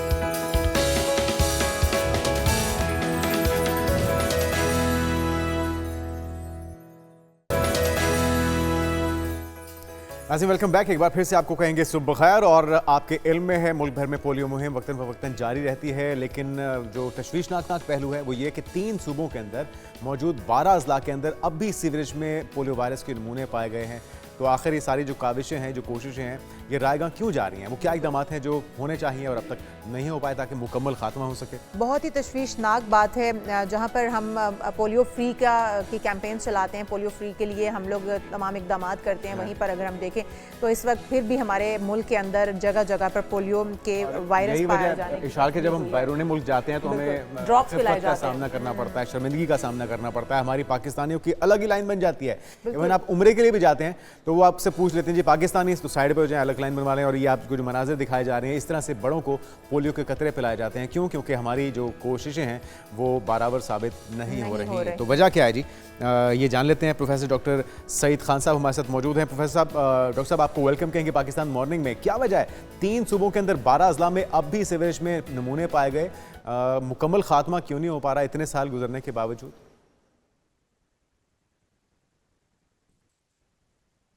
आवाज नहीं आ रही आपकी। जी डॉक्टर साहब, प्रोफेसर अभी सुन पा रहे हैं आप? जी जी, बीच में आवाज कर दी तो जी, जी, जी, डॉक्टर दोबारा साहब, अगर आप रिपीट सुन कीजिए। पा रहे हैं तो हम यही जानना चाह रहे हैं कि अभी भी आप देखें तो 3 अजला में 3 हमारे सूबों में 12 अजला हैं तकरीबन जिनके अंदर पोलियो वायरस जो है उसकी तस्दीक हुई है। क्या वजह है? तमाम इकदामात जो है वो नाकाफी क्यों साबित हो रहे हैं? क्यों हम पोलियो फ्री नहीं हो पा रहे हैं? जी, बहुत बहुत शुक्रिया आपने प्रोग्राम में मदऊ करने के लिए। ये एक बहुत देरीना एक मसला बना रहा है पाकिस्तान में। स्पेशली दुनिया भर में सिर्फ 2 ममालिक रह गए, पाकिस्तान और अफगानिस्तान, जिसमें पोलियो अभी भी एग्जिस्ट कर रहा है। बाकी पूरी दुनिया से पोलियो का खात्मा हो चुका है। पाकिस्तान में भी काफी कोशिशें जारी हैं, लेकिन तमाम कोशिशों के बावजूद अभी भी लास्ट ईयर तकरीबन 65 से 70 केसेस फिर भी एक्सपेक्ट हुए और वहां से बच्चों में ये पोलियो पाया गया। और जिस तरह अभी आप ये एनवायरमेंटल सैंपल की बात करिए तो तकरीबन तमाम सूबों में इस वक्त ये मौजूद है। तो ये बड़ा अनफॉर्चुनेट है। हमें मजीद इस पे कोशिश करनी चाहिए। एक वर्ड हम यूज करते हैं कि no one is safe until everyone is safe. जब तक तमाम लोग महफूज नहीं है तब तक कोई भी महफूज नहीं है। तो हमें गवर्नमेंट ऑलरेडी इस पे कोशिश कर रही है, लेकिन हमारे यहाँ मसला ये है कि काफी वालिदैन अभी भी ऐसे हैं जिनको खदशात होते हैं कि वैक्सीन पिलाने से उनको कोई मसला हो जाता है, उनके बच्चों को कोई मसला होगा। तो ये खदशात दूर करने के लिए अभी भी मजीद हमें कोशिशें जारी तो रखनी डॉक्टर साहब, चाहिए। क्या इसमें हुआ क्या? हम देख रहे थे कि गुज़श्ता सालों में ये इक्का दुक्का पे तादाद आ चुकी थी और लग रहा था कि अब तो ये बिल्कुल ख़त्म होने वाला है। फिर ये एकदम से तादाद में इतना इजाफा होना, 12 अजला में नमूने मिल जाना पोलियो वायरस के, ये सूरत हाल ख़राब कैसी हुई, क्यों हुई? असल में अगर एक भी वायरस मौजूद है तो उससे इसमें मजीद फैलने की खदशा हर वक्त रहता है। और हमारे यहाँ काफी कुछ सेगमेंट्स में वालिदैन ऐसे हैं जो कि अपने बच्चों को वैक्सीन नहीं पिलाते, और जब वहां से एक बच्चा भी जिसमें वायरस पाया जाता है वो मजीद बच्चों को वो बीमारी फैलाता चला जाता है। तो खुसूसन उन एरिया में जहाँ पे एजुकेशन की कमी है वहां पे ज्यादा फोकस हमें करना चाहिए। वालिदैन को इस पे मजबूर भी करना चाहिए और कन्वेंस करना चाहिए। मजबूर से ज्यादा उनको कन्वेंस करना चाहिए कि वो लाजमी बच्चों को, क्योंकि ये एक माजूरी पैदा करने वाली बीमारी है, ये लाइलाज बीमारी है। ये इसीलिए कैंपेन्स मुकम्मल भी तौर पे चलती हैं डॉक्टर साहब, इसीलिए कैंपेन्स चलाई जाती हैं। हम मीडिया पर बैठ के कैंपेन्स चलाते हैं, गवर्नमेंट जो है वो गली गली जाके पोलियो के तमाम इंतजाम करे ताकि पोलियो के कतरे पिलाए जा सके। गवर्नमेंट की जानिब से जो इकदाम किए जा रहे हैं उन पर तो किसी किस्म का कोई शक नहीं है। इसके बावजूद भी इनके फैलने की वजूहत क्या है? क्योंकि जिन सूबों में ये फैला, आपने कहा कि अगर एक भी मौजूद है तो वो आगे से आगे ट्रांसफ़र होता है। इसके ट्रांसफ़र होने की क्या वजूहत हैं, किस तरह से ये फैलता है, उसके ऊपर भी थोड़ा सा बताइएगा। और फिर जो इकदाम इस वक्त किए जा रहे हैं वो क्या किए जा रहे हैं? क्योंकि हम देखते हैं कि हमें तो एड्स के तौर पर भी बाहर से भी लिंडा फाउंडेशन की जानिब से भी हमें आते हैं जो पोलियो के कतरे हैं या फिर इंजेक्शंस हैं। इसके बावजूद फैलने की वजूहत क्यों सामने आ रही है, क्या है वो? इसमें आवाम की शमूलियत सबसे वाहिद जो वजह है। उसमें मेन चीज़ है कि गवर्नमेंट तो बहुत कोशिश कर रही है, तमाम एनजीओ बहुत कोशिश कर रही है, और इसमें रिसोर्सेज का भी मेजर इशू नहीं है, क्योंकि जिस तरह आपने बताया कि दो डोनर एजेंसीज उसमें बेताशा इसमें फंड्स वो कर रहे हैं और वैक्सीन फ्री अवेलेबल है। तो इसमें हमें बहुत सारी फोकस करना चाहिए, जिसमें जो लीडरशिप है उनकी शमूलियत, रिलीजियस जो लीडर्स हैं उनको हमें लाजमी शामिल करना चाहिए। जो मेंबर और मेराब से लोग खुतबात देते तो उसमें ये हमें कन्विंस करना चाहिए कि वालिदैन लाजमी इसमें अपने बच्चों को पोलियो के कतरे पिलाए, इसमें कोई जो है खतरा नहीं है। दूसरा ये है कि जो वैक्सीन की अवेलेबिलिटी है उसका जो कोल्ड चेन है उसको मेंटेन किया जाए, ताकि वैक्सीन की जो क्वालिटी है वो भी मजीद बेहतर हो। कोई ऐसा ना हो कि वैक्सीन धूप में या किसी चीज में खराब हो और वो वैक्सीन का इफेक्ट कम हो जाए। तो ये टेक्निकल वजूहात और आवाम की आगाही और उनकी शमूलियत को इंश्योर करके हम इस पे काबू पा सकते हैं। और ये वाहिद जरिया है, वाहिद तरीका है पूरी दुनिया में जिस तरह पोलियो पे काबू पाया जा चुका है। तो हम पाकिस्तान भी जी जी, आपकी आवाज आ रही है। ठीक है, बहुत शुक्रिया, बहुत शुक्रिया। प्रोफेसर डॉक्टर सईद खान साहब भी कह रहे थे कि जी ताउन हमें चाहिए होगा और ये बहुत ज़रूरी है। इससे आप लोगों के बच्चों का मुस्तकबिल वाबस्ता है। अपने बच्चों को सेहत तवाना पोलियो जैसे मूजी मर्ज से बचाना है तो आपको कोऑर्डिनेट करना होगा, आपको ताउन करना होगा उन इदारों के साथ, इन मुहिम के साथ ये जो जारी है, ताकि मुकम्मल खात्मा जल्द से जल्द हो सके। आगे बढ़ते हैं नाज़रीन, एक अहम इशू है। अमेरिकी शहर लॉस एंजलिस के करीब जंगलात में लगी आग है जो कि अब बेकाबू हो चुकी है, और अमेरिकी मीडिया रिपोर्ट कर रहा है कि 5 मकामात पर आग से 5 अफराद हलाक और मुतादिद जख्मी हो चुके। और जनाब $50 अरब से ज़ायद का नुकसान भी हो चुका है। हज़ारों घर और कारोबारी मराकज़ जलकर खाक हो गए हैं। आग किस तरह से लगी, किस तरह से कंट्रोल इस पर पाया जा रहा है। असद हसन साहब हमारे साथ मौजूद हैं, जर्नलिस्ट हैं वॉइस ऑफ अमेरिका से। वेलकम टू शो कहेंगे असद हसन साहब आपको। किस तरह से ये आग लगी है, आग की वजूहात क्या हैं, और जिस तरह से हम देख रहे हैं कारोबारी मराकज़ जल चुके हैं, बहुत बड़ा नुकसान हो चुका है, तो ये अब तक कंट्रोल क्यों नहीं पाया जा सका इसके ऊपर?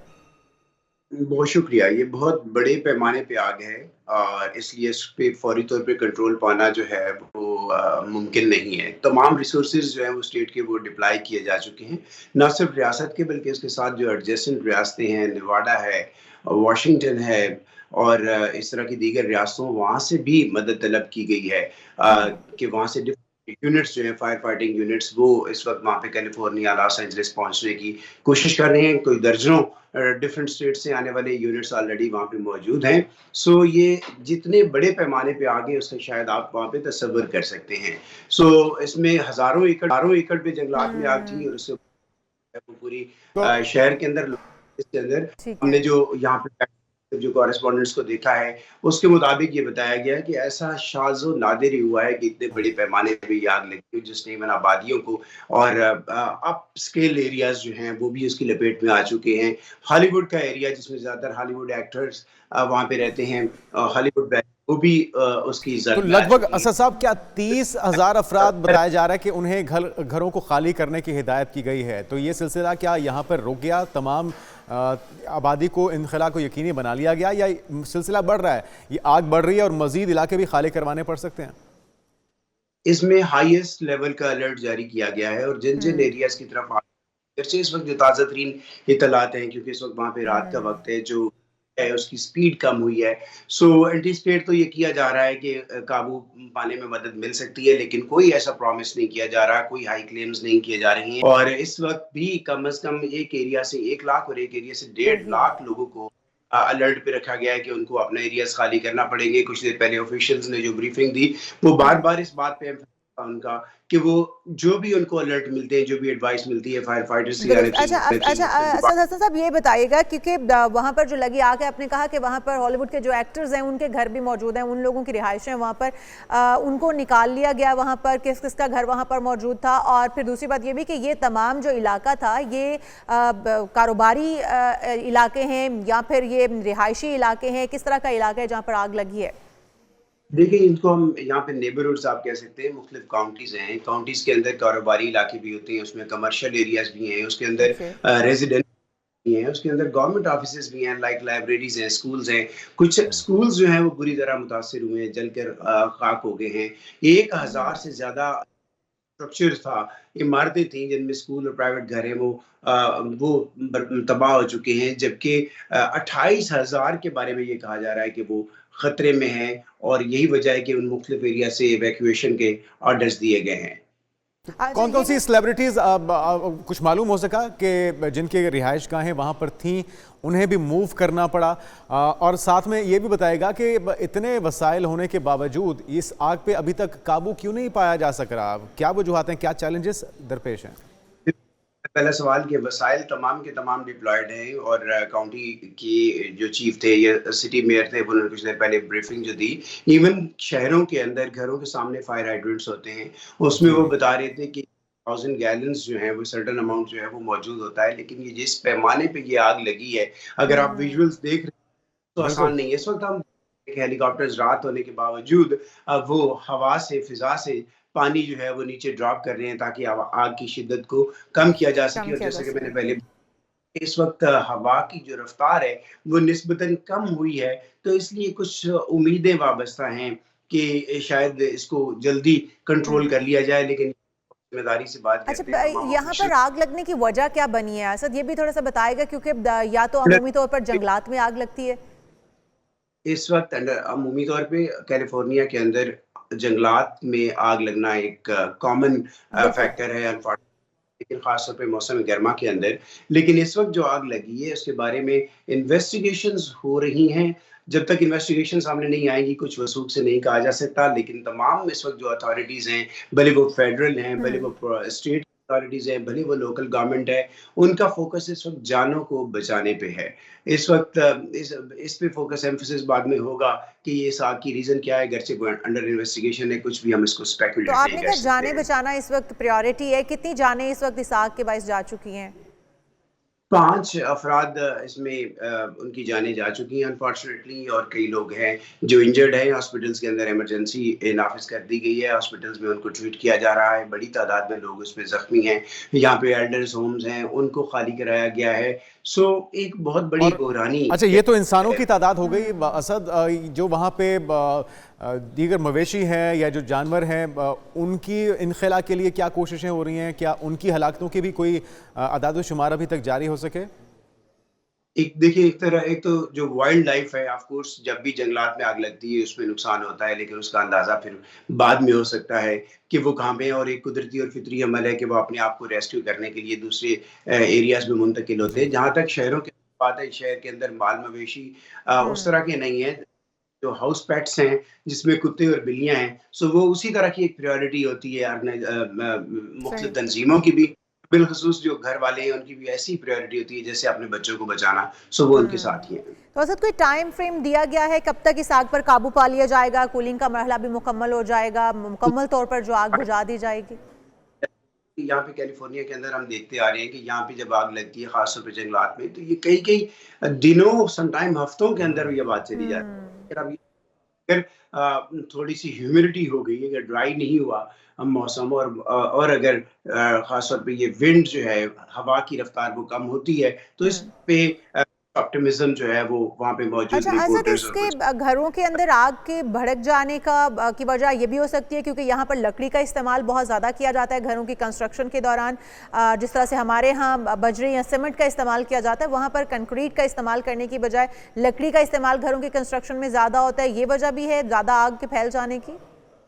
Of course this is a reason, क्योंकि बहुत ही कहना चाहिए था कि जो लकड़ी है, और लकड़ी भी इस नौयत की कि मेरे पीछे भी जो आपको दीवारें नजर आ रही हैं, अगर मैं जोर से इसमें हाथ मारूं तो ये दीवार जो है इसके अंदर वो सुराख हो सकता है। सो ये लकड़ी लकड़ी है, और इस वजह से जब एक दफा आग लगती है तो वो एकदम से भड़क उठती है, और उसको कंट्रोल करना आसान नहीं होता है। बल्कि जिस काउंटी में मैं खड़ा हूँ यहाँ पे इस वक्त, अनफॉर्चुनेटली यहाँ पे तकरीबन 1.5 माह पहले हमारे करीब ये घर है, पाकिस्तानी फैमिली थी, वहां पे आग लगी और वो उसमें एक खातून और 2 मायाचल बन गए।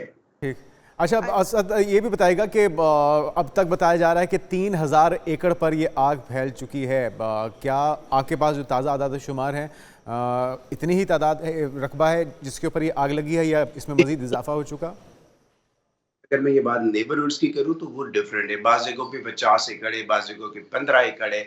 यहाँ पे वो रेजिडेंशियल कम्युनिटी आप अंदाजा कर सकते हैं। पाकिस्तान के अंदर भी इस वक्त बेशुमार सोसाइटीज हैं, तो आपको अंदाजा हो सकता है कि डिफरेंट सोसाइटीज के अंदर, सोसाइटीज को हम नेबरहुड कह रहे हैं, या 2, 4, 6 जो मोहल्ले होते हैं उसमें, तो वो एकड़ पे ही होते हैं। उसमें एक 50 एकड़ है, एक जगह पे पढ़ रहा था कि 15 एकड़ है जो जहाँ पे घर है, तो उस आग ने बुरी तरह उसको मुतासिर कर रखा है। अच्छा, हमारे पास कुछ नाम आ रहे हैं, पैरिस हिल्टन, मैंडी मोरे, इस तरह के दीगर अदाकारों के। इन लोगों को वहां से निकाल लिया गया है, मुंतकिल कर दिया गया, क्योंकि इनके घर भी वहीं पर हैं जहां पर आग लगी हुई है। देखिए, मैं एग्जैक्टली तो नहीं बता सकता कि आया ये लोग उस वक्त, ये एक्टर्स उस वक्त वहां पे मौजूद थे या नहीं। जैसे इमन कैमला हैरिस का घर भी उसी कम्युनिटी के अंदर आता है जहाँ पे इवैक्यूएशन के ऑर्डर है, लेकिन उनके घर में कोई वहाँ पे मौजूद नहीं है। सो बहुत सारे घर उसमें ऑलरेडी खाली होते हैं। दूसरी बात यह है कि लॉ अबाइडिंग कंट्री है, बड़े बड़े पैमाने पे आप ये कह सकते हैं कि जब इंस्ट्रक्शंस आती हैं और बार बार टेलीविजन के जरिए ऑफिशियल्स बताते हैं कि इवैक्यूएशन में जैसे ही आपको ये नोटिफिकेशन आए तो आपको घर खाली करना है। यहाँ पे गो बैग्स का एक कल्चर है कि वो तैयार रखा जाता है, जिसमें आपकी मेडिसिन है, प्रेस्क्रिप्शन है, टेलीफोन है, चार्जर है, एक आध कोई सूट है तो आप अपने शोल्डर पे रखते हैं और क्विकली आप अपना घर जो है वो खाली कर देते हैं। एक शोरूम में आग लगी है, वहाँ पे सैकड़ों गाड़ियां खड़ी थी जो एकदम ब्लास्ट से तबाह होने की इत्तलात मिल रही हैं। कई गाड़ियां हम विजुअल्स में देख रहे हैं कि बिल्कुल आग हो चुकी। सड़कों के ये ऊपर था कि बड़ी जी असद आप ठीक कह रहे हैं। जो विजुअल्स हम अपने नाज़रीन को दिखा रहे हैं, कुछ हॉलीवुड स्टार्स भी जिस तरह से हम आपके साथ जानने की कोशिश कर रहे थे कि कौन कौन से मुतासर हुए, उनकी रिहाइशगाहें मुतासर हुई। क्या माजी में मिसाल मिलती है इतनी शदीद आग की किसी अमेरिकन स्टेट में, या ये एक नई मिसाल है इतने शदीद, इतने बड़े पैमाने पर इतनी आग लगना? रेजिडेंशियल एरिया में ये बताया जा रहा है कि पिछले कई बरसों की ये सबसे बड़ी भयानक आतिशबाजी है।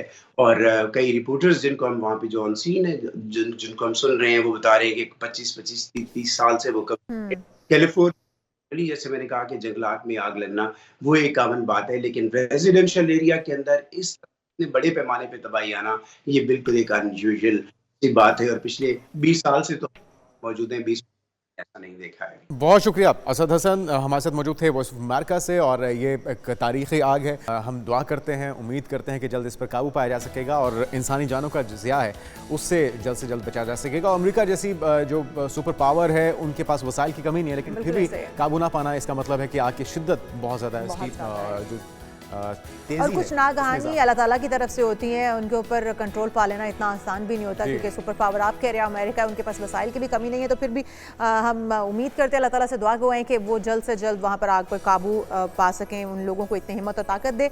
हम आगे बढ़ते हैं और बात कर लेते हैं इराकी जंग की, जहाँ पर इराकी जंग के पीछे नेतन्याहू का हाथ है। ये ट्रंप ने इजरायली वज़ीर-ए-आज़म पर तनकीद पर मबनी एक वीडियो शेयर की है, नौमुंतखब अमरीकी सदर, क्योंकि उनको डोनाल्ड ट्रंप की बहुत ज़्यादा हिमायत हासिल है इजराइल को, लेकिन इजरायली वज़ीर-ए-आज़म नेतन्याहू पर तनकीद पर जो मबनी सोशल वीडियो पर एक वीडियो वायरल हो रही है, उसका अगर आप देखें तो उसमें कहा गया है, अमेरिका की कोलंबिया यूनिवर्सिटी के एक प्रोफेसर हैं जिन्होंने ये कहा है कि नेतन्याहू की वजह से ये तमाम तर जो इक़दामात हैं वो किए जा रहे हैं, और ये जंग की वजह भी नेतन्याहू खुद ही है। जी जी बिल्कुल आप सही फरमा रही हैं। और इस वीडियो में जेफरी ससेक्स ने कहा है कि रूस के शाम में मुदाखलत करने से 4 साल कबल ओबामा हुकूमत ने CIA को बशारुल असद तख्ता उलटने का हुक्म दिया था। और एक और डेवलपमेंट भी है जो कि खुशाइंद इक़दाम है मेरी नज़र में बहुत ज़्यादा। मेक्सिको के म्यूज़ियम में एक शख्स ने नेतन्याहू का मुजस्मा हथौड़ा मारकर तोड़ दिया है। लातीनी अमरीकी मुल्क मेक्सिको के एक म्यूज़ियम में एक शख्स ने इजरायली वज़ीर-ए-आज़म नेतन्याहू का मोमी मुजस्मा हथौड़ा मारकर तोड़ा है, और यही सुलूक होना चाहिए। मेरे तो ख्याल में ये तो मुजस्मा था, अगर सामने आ जाए नेतन्याहू खुद भी हो तो लोग यही सलूक होना चाहिए। क्योंकि अमेरिका के अवाम और स्टूडेंट्स स्पेशली बहुत ज़्यादा इसके ऊपर एहतजाज भी कर रहे थे, और वो ये खून रेजी रोकने की इल्तिजा कर रहे थे, और वो कह रहे थे कि ये जंग बंदी होनी चाहिए। तो अब जब एक तरह से एक्सपोज हो चुका है नेतन्याहू का वहाँ पर मोमी मुजस्मा था वैक्स म्यूजियम में, और इसमें ये नकाबपोश शख्स दाखिल हुआ है और इसने नेतन्याहू के मुजस्मे पर सुर्ख रंग फेंका और फिर हथौड़ा मारकर इसका चेहरा बिगाड़ दिया। और जब आप नस्लकुशी करेंगे, बेगुनाह बच्चों को, खातीन को, बुजुर्गों को निशाना बनाएंगे, तो फिर यही सलूक आप डिजर्व करते हैं, चाहे वो आपका मुजस्मा हो या फिर आप खुद हो। अब आगे बढ़ते हैं नाज़रीन, और कुछ बात हो जाए। स्टारलिंक की आमद है और इस पर बड़े तबसरे हो रहे हैं, बड़ी उम्मीदें वाबस्ता हो गई हैं, क्योंकि हम तो पहले ही शार्क के सताए हुए हैं। आयरोज हमारी शार्क जो है वो केबल को काट जाती है, और बिला तातुल का नेट हमें मिल पाएगा इंशाल्लाह? आप ये एक बिल्कुल ये एक सवालिया निशान है इसके ऊपर, क्योंकि जिस तरह से हमें इंटरनेट की पहले ही सहूलियात दस्तयाब थी और फिर उसके बाद बार बार तातुल का शिकार होती हैं, बीच में एक ब्रेक सा लग जाता है। तो हम कमल चीमा साहिबा हमारे साथ मौजूद हैं, IT एक्सपर्ट, उनसे बात लेते हैं। कमल साहिबा, आपको वेलकम टू शो कहेंगे। आप क्या कहती हैं, इस वक्त सूरत हाल जो हम देख रहे हैं पाकिस्तान के अंदर, नेट के स्लो होने की वजूहात अभी तक हम वो नहीं जान पाए हैं, फिर उसके बाद एक नया मामला सामने आ रहा है कि इस वक्त नेट की बंदिश जो हो रही है या तातुल का शिकार हो रहे हैं, उसके लिए स्टारलिंक को लाया जा रहा है ताकि नेट जो है उसकी स्पीड हम तक बेहतर तरीके से पहुंचाई जा सके। तो इसको आप किस तरह से देख रहे हैं? देखें, जब नेट स्लो हुआ था या जब नेट बंद कर दिया गया था for whatever reason, political narrative को कंट्रोल करने के लिए, जिस भी वजह से बंद किया था, तो लोग जो है वो VPN पे आ गए। VPN पे इंटरनेट चल रहा था उस वक्त। बहुत सारी एप्लीकेशंस हैं जो कि पाकिस्तान में बंद थी मगर VPN पे चल रही थी, तो VPN का इस्तेमाल आम हो गया। अब VPN क्या करता है? VPN ये करता है कि जब कोई भी VPN यूज करे तो वो फिर पब्लिक इंटरनेट को एक्सेस करता है। जो लोकल CTNs हैं, जो कंटेंट डिलीवरी नेटवर्क्स लोकल होते हैं, जहाँ पे कैश हुई भी होती हैं चीजें, उनको जाके आके एक्सेस नहीं करता, वो पब्लिक VPN पे जाता है। ये सब सी केबल भी इस्तेमाल की होती है, और जो हमारा जो पब्लिक जो डेटा है वो इस्तेमाल होता है पब्लिक ब्रॉडबैंड। अब क्योंकि उसमें बहुत ज्यादा लोगों को खुद ही कहा, मतलब क्योंकि एप्लीकेशंस बंद कर दी गई तो लोग खुद ही जो है वो वीपीएन के इस्तेमाल पे ज्यादा आगे, तो हमारे पास इतनी बैंडविड्थ नहीं थी कि हम सपोर्ट कर सकते इतनी ज्यादा डिमांड, क्योंकि इतनी ज्यादा डिमांड पाकिस्तान में पहले कभी भी नहीं आई थी। जी हाँ। तो उसकी वजह से भी इंटरनेट के प्रॉब्लम्स में और मजीद इजाफा होता गया। तो ये एक स्पाइरल चलता गया और अब ये कहा जा रहा है कि जी स्टारलिंक आ जाएगा, तो स्टारलिंक की वजह से जो है वो ये इंटरनेट के कुछ इश्यूज रिजॉल्व हो जाएंगे। अलबत्ता स्टारलिंक के बहुत फायदे भी हैं, नुकसान भी हैं। और फायदा तो ये है कि ब्लैंकेट कवरेज होगी, नुकसान ये है कि वो बहुत महंगा है। अच्छा, कितना महंगा है? क्योंकि हमें जो बताया जा रहा है कि इसकी माहाना फीस $99 होगी, जबकि अभी जो इस्तेमाल होने वाली डिश और राउटर है इनकी कीमत लगभग $549 है। तो ये र्यूमर्स हैं या जिस तरह आप खदशा जाहिर कर रही हैं, वाकई बहुत ज़्यादा डिफरेंस होगा और आम यूज़र इसको अफोर्ड नहीं कर पाएगा। कमल साहब, आई थिंक फ्रीजिंग आई है और इसी मसले की हम निशानदेही कर रहे हैं जिसका हमें सामना है। ये तो चिराग तले अंधेरा हो गया और उम्मीद करते हैं कि स्टारलिंक की आमद जो है वो मुबारक साबित होगी, एक खुशाइंद होगी, क्योंकि दावे तो ये हैं कि बिला ताक़ुल भारी मिल भी पाएगा। होगी जुनैद, जेब पर अच्छा, भारी एक चीज़ है इशाल कि जब भी कोई नई टेक्नोलॉजी आती है पूरी दुनिया में भी और ख़ासतौर पर पाकिस्तान में भी, तो वो महंगी होती है और आहिस्ता आहिस्ता वो एक्सेस में आ जाती है। जुनैद, आहिस्ता आहिस्ता हम लोग आदी हो जाते हैं उसको, उसकी पेमेंट भरने के, मतलब वो कम नहीं होती है। हाँ। लेकिन जो जाहिर है कि हम लोग उसके आदी हो जाते हैं। लेकिन इलॉन मस्क जो है वो उनकी एक खासियत है कि वो इस तरह की जो टेक्नोलॉजीज हैं वो इंट्रोड्यूस करवाते रहते हैं। कमल चीमा साहब एक बार फिर से हमारे साथ मौजूद है। कमल साहब, अपने बात मुकम्मल कीजिएगा और अभी जो फ्रीजिंग आई है हमारे और आपके राब्ते के दरमियान में, क्या इससे छुटकारा मुमकिन होगा स्टारलिंक से? और फिर बताइएगा कि कितना अफोर्डेबल होगा एक आम यूजर के लिए। देखिए, जैसे कि मैंने पहले कहा कि स्टारलिंक जो है वो इस वक्त काफ़ी महंगा होगा। एटलीस्ट शुरू में देखें, जब भी कोई नई टेक्नोलॉजी आती है शुरू में वो बहुत महंगी होती है। अगर आपको याद हो तो पहले जब फोन्स भी आए थे, कोई भी कनेक्शंस आए थे, इनिशियली जब ब्रॉडबैंड आया था तो बहुत महंगा था। तो ये वाली टेक्नोलॉजी भी क्योंकि अभी बहुत नई है, अभी सैटेलाइट्स डिप्लॉय हो रही हैं, इसके रिटर्निंग रेट ऑफ जो वैल्यू है, इसकी जो रेट ऑफ रिटर्न है वो इस वक्त काफ़ी इस तरह की पोजीशन में है कि उसको महंगा करना किसी भी कंपनी जिसने प्रॉफिट बनाना है उसके लिए ये मजबूरी है कि वो इससे ज्यादा सस्ता नहीं हो सकता। अलबत्ता जब ये टेक्नोलॉजी आम हो जाएगी तो ये सस्ता होगा। अलबत्ता ये आम अभी होने में कितने साल लग सकते हैं या जल्दी हो जाएगा ये? देखिए, मेरा अपना ये ख्याल है कि टेक्नोलॉजी, स्पेशली जो टेक वर्ल्ड में जो इंटरनेट से रिलेटेड टेक्नोलॉजीज हैं वो बहुत जल्दी आम हो जाती हैं। तो मेरा नहीं ख्याल कि बहुत ज़्यादा टाइम लगेगा। ये मेरी अपनी प्रोडिक्शन है। मेरा ख्याल है कि जब सैटेलाइट्स डिप्लॉय हो जाएगी, मेरा नहीं ख्याल कि बहुत ज़्यादा टाइम लगेगा। मगर फिर भी ये एक डिजिटल डिवाइड ज़रूर क्रिएट करेगा। मेरा ख्याल है कि जो हैव्स हैं वो तो ले सकेंगे, जो हैव नॉट्स हैं वो इसको एक्सेस नहीं कर सकेंगे। और ये हो सकता है कि हुकूमत जो है कमल साहिबा, एक और चीज़ भी है कि आपने कहा कि जब ये आम हो जाएगा, हमारे मुल्क में प्रॉपर आ जाएगा, तो उसके बाद जो है वो हम अफोर्ड कर सकेंगे इसको। एक तो होता है कि हम आदी हो जाएंगे उस प्राइस के और हमें वो नॉर्मल लगना शुरू हो जाएगी। एक ही होगा कि कीमतें कम हो जाएंगी। दूसरा, आपने जिस तरह से खुद बात की कि कुछ लोग इसको खरीद पाएंगे, कुछ लोग उनकी अफोर्डेबिलिटी से ऊपर की चीज़ होगी वो खरीद नहीं पाएंगे। तो क्या जो दूसरा इंटरनेट है वो इसी तरह से बिला जिस तरह से तफरीक चल रहा है या फिर अभी तातुल का शिकार होता है, बंदिश भी होती है, इसी तरह से चलता रहेगा रेंगते रेंगते? देखिए, अभी एक पहले भी खबर आई थी कि एक नई सबसी केबल भी पाकिस्तान में आ रही है, अफ्रीका 2 के नाम से। तो और वो 24 टेराबाइट्स पाकिस्तान में लेकर आ रही है। तो अगर वो आ जाती है तो हमारी जो बैनुल अक़वामी जो इंटरनेट का और बैंडविड्थ का इशू है वो काफी हद तक रिजॉल्व हो जाएगा। मगर ये याद रखें कि पाकिस्तानी गवर्नमेंट को जो बैनुल अक़वामी बैंडविड्थ इस्तेमाल होती है उसके लिए पैसे देने पड़ते हैं, वो फ्री नहीं होती। तो इस वजह से जो है वो, मेरा ये ख्याल है कि जो लोगों को बिहेव करवा दिया उस तरह, एप्लीकेशंस बंद करके, इंटरनेट बंद करके, पहले तो इसको खत्म करने की, देखिए रूट कॉज को हमेशा किसी भी मामले में देखना चाहिए कि रूट कॉज क्या है, किसी भी चीज के खराब होने की रूट कॉज क्या है।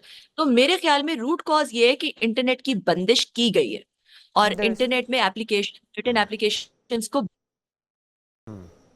ठीक है, और बंदिश हो चुकी है। बार कमल चीमा से भी खत्म हो रहा है। चलें, बहुत शुक्रिया कमल चीमा साहबा ने कोशिश की है कि ज़्यादा से ज़्यादा जो पहलू हैं उसको उजागर किया जा सके। उम्मीद करते हैं खुशाइंद होगा स्टारलिंक का पाकिस्तान आना और इससे ये जो तातुल है एटलीस्ट ये ख़त्म हो सकेगा और फिर वक्त के साथ साथ में ख्याल में अफोर्डेबिलिटी भी हो जाएगी फिर, या फिर हम आदी हो जाएंगे। तो इंशाल्लाह वक्त आने के साथ जो है वो इंटरनेट जो है वो तो बेहतर हो जाएगा। हम आगे बढ़ते हैं और कुछ बात श्रद्धा कपूर की बात हो जाए। ज्वेलरी उन्होंने ब्रांड लॉन्च किया और उस पर आते ही हमले शुरू हो गए, कह रहे हैं कि चोरी का इल्जाम है, ब्रांड आज नहीं शुरू किया, काफी देर हो गई शुरू किया हुआ, तो फिर ये लेकिन इल्जाम अभी क्यों लग रहे हैं? इल्जाम तो सितारों पर लगते रहते हैं, क्योंकि ये अदाकारा ये बड़ा श्रद्धा संगीन, मुझे चोरी बहुत का डिजाइन, पसंद चोरी है। का इल्जाम तो बड़ा संगीन है।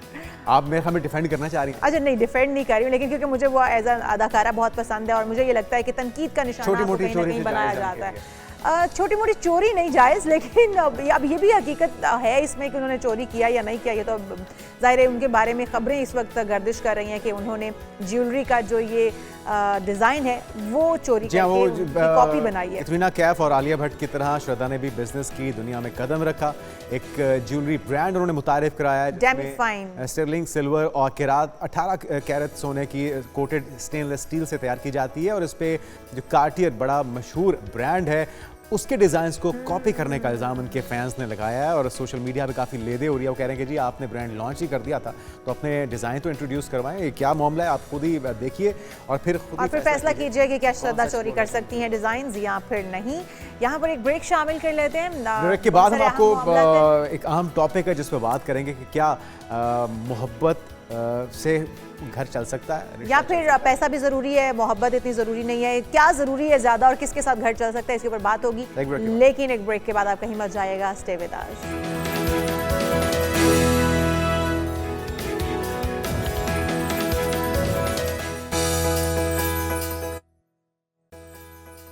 प्रोग्राम में एक बार फिर से आपको खुशामदीद कहेंगे और बात करेंगे पाकिस्तान फिल्म इंडस्ट्री के सुल्तान को बिछड़े 29 बरस बीत गए हैं। तो सुल्तान राही की बात कर रहे हैं जी। सैकड़ों फिल्मों में सदाबहार अदाकारी के जौहर दिखाने वाले फन के सुल्तान की मौत के बाद फिल्म इंडस्ट्री आज तक अपने पैरों पर खड़ी नहीं। जहाँ बड़ा उरूज देखा है जी सुल्तान राही ने भी और उनकी वजह से पाकिस्तान की फिल्म इंडस्ट्री में भी वर्सटाइल एक्टर थे और एक टिपिकल जो पंजाबी कल्चर होता है उन्हें स्ट्रेंथन किया, उनका गंडासा बहुत ज़्यादा मशहूर किया। एक पहचान जो ख़ास तौर पे मौला जट के नाम से वो जो एक गेटअप था ना उसको लेके फिर सैकड़ों मूवीज बनी। अच्छा, उनका गंडासा भी और उनकी मूंछें भी बड़ी वर्सटाइल बड़ा स्टाइल था। हाँ। और वो हजारों लाखों गोलियां खा के भी उसी तरह से सुपरमैन की तरह डटे रहते थे। उनके कुछ डायलॉग्स जो है ना, मेरी पैंट दा दुपट्टा क्यों छेड़े आई हो, मतलब बड़ा खूबसूरत अदाकारी। चले देखते हैं, सुनते हैं जरा कुछ डायलॉग्स भी और कुछ अदारी के जौहर भी देखते हैं उनके। सुल्तान राही दुनिया से गया तो फिल्म इंडस्ट्री भी खत्म होगी। जी बेशक। आज जो उरूज था फिल्म इंडस्ट्री का, साल में कोई 150 से लेकर 200 फिल्में बनती थी और उनमें 80% बल्कि 90% पंजाबी फिल्में बनती थी। लाखों लोगों का रोजगार मुंसलिक था पूरे पाकिस्तान में और करोड़ों रुपए हुकूमत के खजाने में रेवेन्यू की सूरत में फिल्म इंडस्ट्री से जाता था। वो सब कुछ खत्म हो गया आज। बेशक बेशक। आज को नजर नहीं आ रहा। मुस्तफा कुरैशी साहब, आपकी जोड़ी बड़ी हिट रही है और कुछ डायलॉग्स भी बड़े हिट रहे हैं, जैसे मौला नु मौला ना मारे ते मौला नहीं मरदा और नवा आया है सोने, मतलब इस तरह के डायलॉग्स बड़े मशहूर रहे। आप लोगों की आपस में केमिस्ट्री बड़ी थी। ये वर्ल्ड रिकॉर्ड है कि 27-28 साल ये जोड़ी रही है और कामयाब तरीन जोड़ी रही है। और खैर राही के जाने के बाद वो अब नहीं रहा सिलसिला। राही साहब बहुत ही दिल में तो बड़े मोम की तरह थे, लेकिन जिस्मानी तौर पर लोहे के बने हुए थे। बड़ी मेहनत की उन्होंने और जब हमको सुबह 7 बजे से लेकर रात को 2:30-3 बजे तक 4-4, 5-5 फिल्मों की शूटिंग रोज किया करते थे। और सिर्फ मौला जट ही नहीं, कई फिल्में बनी, कामयाब हुई और इसी तरह वो डायलॉग की बात आपने की। एक बात मैं करूं कि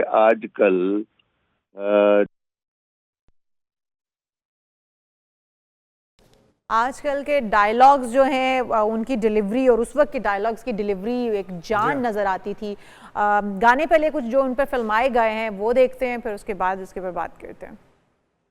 है जिनको सुनने के बाद कम से कम जो 90s के बच्चे हैं उनकी यादें ताज़ा हो बिल्कुल जाती हैं। जुनैद खो से आज के गए बच्चे थे इससे दिल में महरूम हैं। हुंदी बिल्कुल, बिल्कुल। साजना अब आप ये ना कह दीजिएगा मेरी सुनहरी जवानी के गाने थे, तवी उस वक्त मैं बहुत नहीं, छोटा उनके था। बचपन के गाने हैं खैर वैसे। हाजी हबीब अहमद अलमारूफ सुल्तान राही जिनकी आज बरसी है और 29 साल लगभग उन्हें हमसे बिछड़े हुए हो गए, लेकिन हमारे जो उनके देखने वाले हैं, उनके जो फैंस हैं, उनके दिल वो आज भी जिंदा हैं। आगे बढ़ते हैं और अगला टॉपिक नाज़रीन बड़ा इंटरेस्टिंग है। वो ये है कि मोहब्बत की बात होती है और जिस पर जुनैद यकीन भी नहीं रखते। नहीं, मैं बिल्कुल यकीन रखता हूँ, 100% रखता हूँ, लेकिन आजकल के जो हमारी यूथ है वो बड़ी प्रैक्टिकल हो चुकी है। और क्या सवाल हमारा ये है इस प्रोग्राम से जुड़ा कि क्या सिर्फ मोहब्बत से कामयाब जिंदगी मुमकिन हो पाएगी या फिर और भी कुछ अवामिल ज़रूरी हैं? मोहब्बत के साथ क्या पैसा भी जरूरी है? जुनैद ये पूछना चाह रहे हैं कि प्रैक्टिकल, क्योंकि वो कहते हैं इससे पहले कि आप मुझ पर मजीद अटैक करें, हसन रजा साहब हमारे साथ मौजूद हैं, मोटिवेशनल स्पीकर हैं, आपको वेलकम कहेंगे। हसन भाई, पाकिस्तान मॉर्निंग में क्या ये मुमकिन है आज के दौर में, क्योंकि हमारी यूथ जिसकी हम बात भी कर रहे हैं बहुत प्रैक्टिकल हो चुकी है।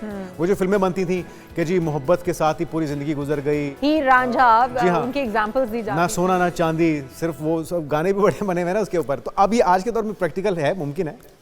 औज़ुबिल्लाहि मिनश्शैतानिर्रजीम बिस्मिल्लाहिर्रहमानिर्रहीम अल्लाहुम्मा सल्लि व सल्लिम अला सय्यिदिना मुहम्मदिन व आलिहि बिक़दरि हुस्निहि व जमालिहि व नूरिहि व कमालिहि। सबसे पहले तो जुनैद आपका बहुत शुक्रिया, इशाला आपका बहुत शुक्रिया और चैनल का बहुत शुक्रिया कि आज इन्होंने अपॉर्चुनिटी दी। देखिए अभी आप सुल्तान राही साहब के ना एक वो चला रहे थे तो मुझे इनका एक गाना याद आ गया। वो गाना था वे एक तेरा प्यार मैनू मिले दुनिया तो मैं और की लेना। अब तो ऐसे गाने भी अब तो देखे ना, अब वो कहते हैं, अब वो गाना का अब जो वर्जन आया ना वो आया है पैसा पैसा करती है, पैसे पे से क्यों मरती है। अब वो वर्जन ना उस तरह से आ गया है। देखिए ना, पहले हम प्रैक्टिकल नहीं थे, अब हम प्रैक्टिकल हो गए। मैं थोड़ा सा इख्तिलाफ करूंगा आपकी इस बात से। प्रैक्टिकल थे उस वक्त भी, उस वक्त शायद गुजारा भी हो जाता था। उस टाइम पैसे नहीं थे। हाँ। पैसे नहीं थे उस टाइम, यही देखे ना, उस टाइम पैसे बड़े कम थे। अब आ गए हैं पैसे, तो जब पैसे आ गए तो अब आपको लगता है, हाँ बिल्कुल। अब देखे ना, ये जो आपका टॉपिक है प्यार, देखिए मैं अभी अब आ रहा था तो वो जो कैमरा आपका ये सेट कर रहा था, माइक मेरा सेट कर रहा था, तो मैंने उससे पूछा यार कि तुम्हारे लिए प्यार कितना ज़रूरी है? कहते हैं सर अब प्यार तो मिलता ही नहीं है, अब प्यार होता ही नहीं है। तो एक और चीज़ भी है यहाँ पर, अगर आप कहते हैं कि जैसा जुनैद का भी मौक़िफ़ ये है कि प्यार जो है उसके साथ पैसे को भी जोड़ा जाता है या लोग बड़े प्रैक्टिकल हो गए हैं, मैं यहाँ पर उन्हीं लोगों की आवाज़ उठाऊंगी, उन लोगों के बारे में मैं ये कहूँगी कि अगर वो इतने ज़्यादा प्रैक्टिकल हो गए, आप मुझे बताएं मोहब्बत के साथ घर चलाया जा सकेगा? आपके बच्चे, क्योंकि आपने भी ब्रेक में कहा था आप अपनी बीवी से बहुत मोहब्बत करते हैं, लेकिन जब आप उन्हें पैसे नहीं देते तो उनकी मोहब्बत भी खत्म हो जाती है। तो मुझे बताएं, क्या वो आपके बच्चे पाल सकती हैं, आपका घर चला सकती हैं? पैसा भी ज़रूरी है और मोहब्बत भी, मेरा ये मानना है। देखिए मैंने ब्रेक पे कहा था कि मैं अपनी बीवी से प्यार करता हूँ, मैं ऑन रिकॉर्ड कह रहा हूँ कि मैं बहुत प्यार करता हूँ, तो ठीक है वो है। लेकिन मैं आपको एक चीज़ बताऊँ, देखें आप यहाँ काम कर रही हैं, आपको पैसे नहीं मिलते, आपके मुझे बड़ा प्यार है, वाओ ऑसम यार क्या बात है। जुनैद बताएं, अगर आपको सैलरी ना मिले तो बड़ा प्यार है या क्या करेंगे?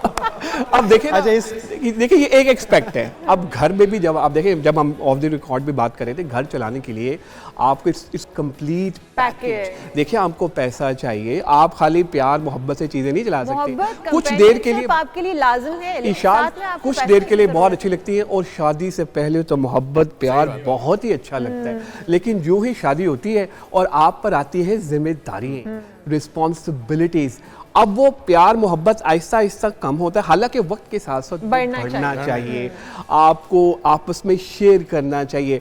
हमारा कहाँ प्रॉब्लम आ रहा है, प्यार मोहब्बत क्यों कम हो जाता है? Communication gap. अच्छा, एक और रीजन भी तो है हसन भाई, वो ये कि हमारे पास सोशल मीडिया भी तो नहीं था पहले, वो उसमें ये जो चकाचौंध है या लोगों को देख के इंस्पायर होना है या उसको देख के अपने आप को बिगाड़ लेना, दूसरे वो कहते हैं ना कि दूसरे के मुंह पे लाली देख के अपने मुंह पे चपेड़े मार के आप लाल नहीं करना चाहिए। तो अभी हम अपनी जिंदगियां इसलिए भी खराब कर लेते हैं कि उसके पास तो इतना कुछ है, हम कंपैरिजन बहुत करने लग गए हैं, हम रिलेट बहुत करने लगे हैं, जिसकी वजह से हमारे अपने जो रिलेशंस भी खराब हो रहे हैं और मोहब्बत भी कम होती जा रही है। बिल्कुल आप ठीक कह रहे हैं। आप जैसे देखें ना, वो एक हमारा बड़ा पॉपुलर एक ड्रामा था मेरे पास तुम हो, अब वो रियल टाइम सिनेरियो जो खलील साहब ने बताया कि वो था, मैं अब आपको एक रियल टाइम सिनेरियो आपसे शेयर करूंगा। ये बिल्कुल फैक्ट है, मैं पहले भी एक दो जगहों पे शेयर कर चुका हूँ।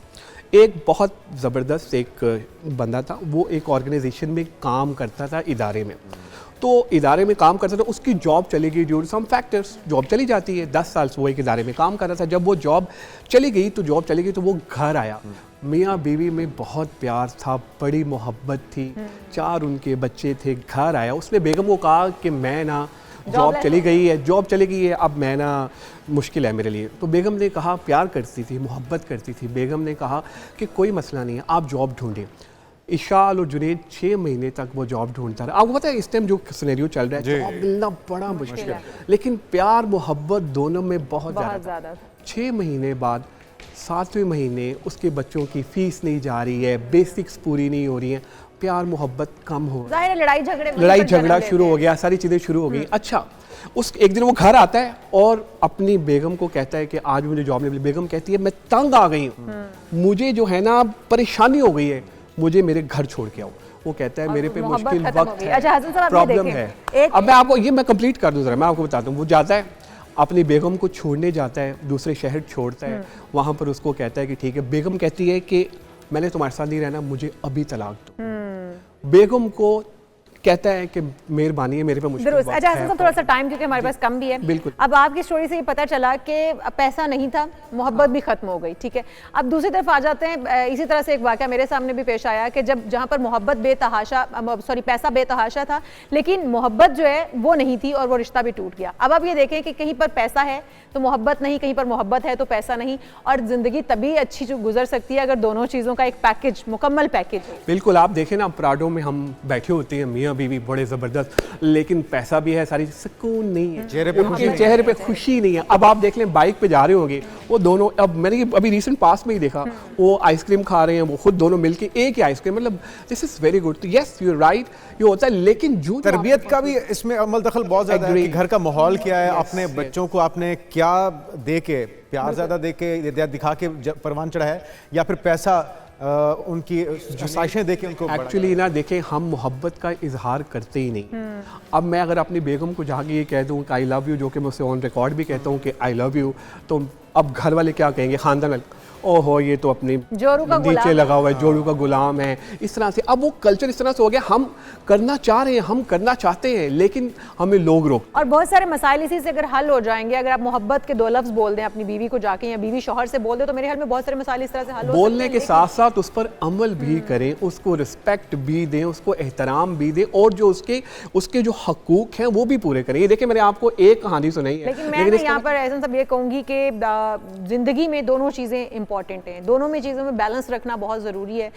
हम अगर ये कहें कि आज के बच्चे प्रैक्टिकल हो गए हैं, तो जाहिर है उनकी ज़रूरत भी प्रैक्टिकल होना है। हम लोग एक चीज़ के सहारे ज़िंदगी नहीं गुजार सकते हैं, ज़रूरियात ज़िंदगी भी उतनी ज़रूरी है, तो ज़रूरियात ज़िंदगी में मोहब्बत भी उतनी ज़रूरी है। नहीं, एक चीज़ ये तो सियासी बयान हो गया, एक चीज़ बताएं आप भी और आप भी।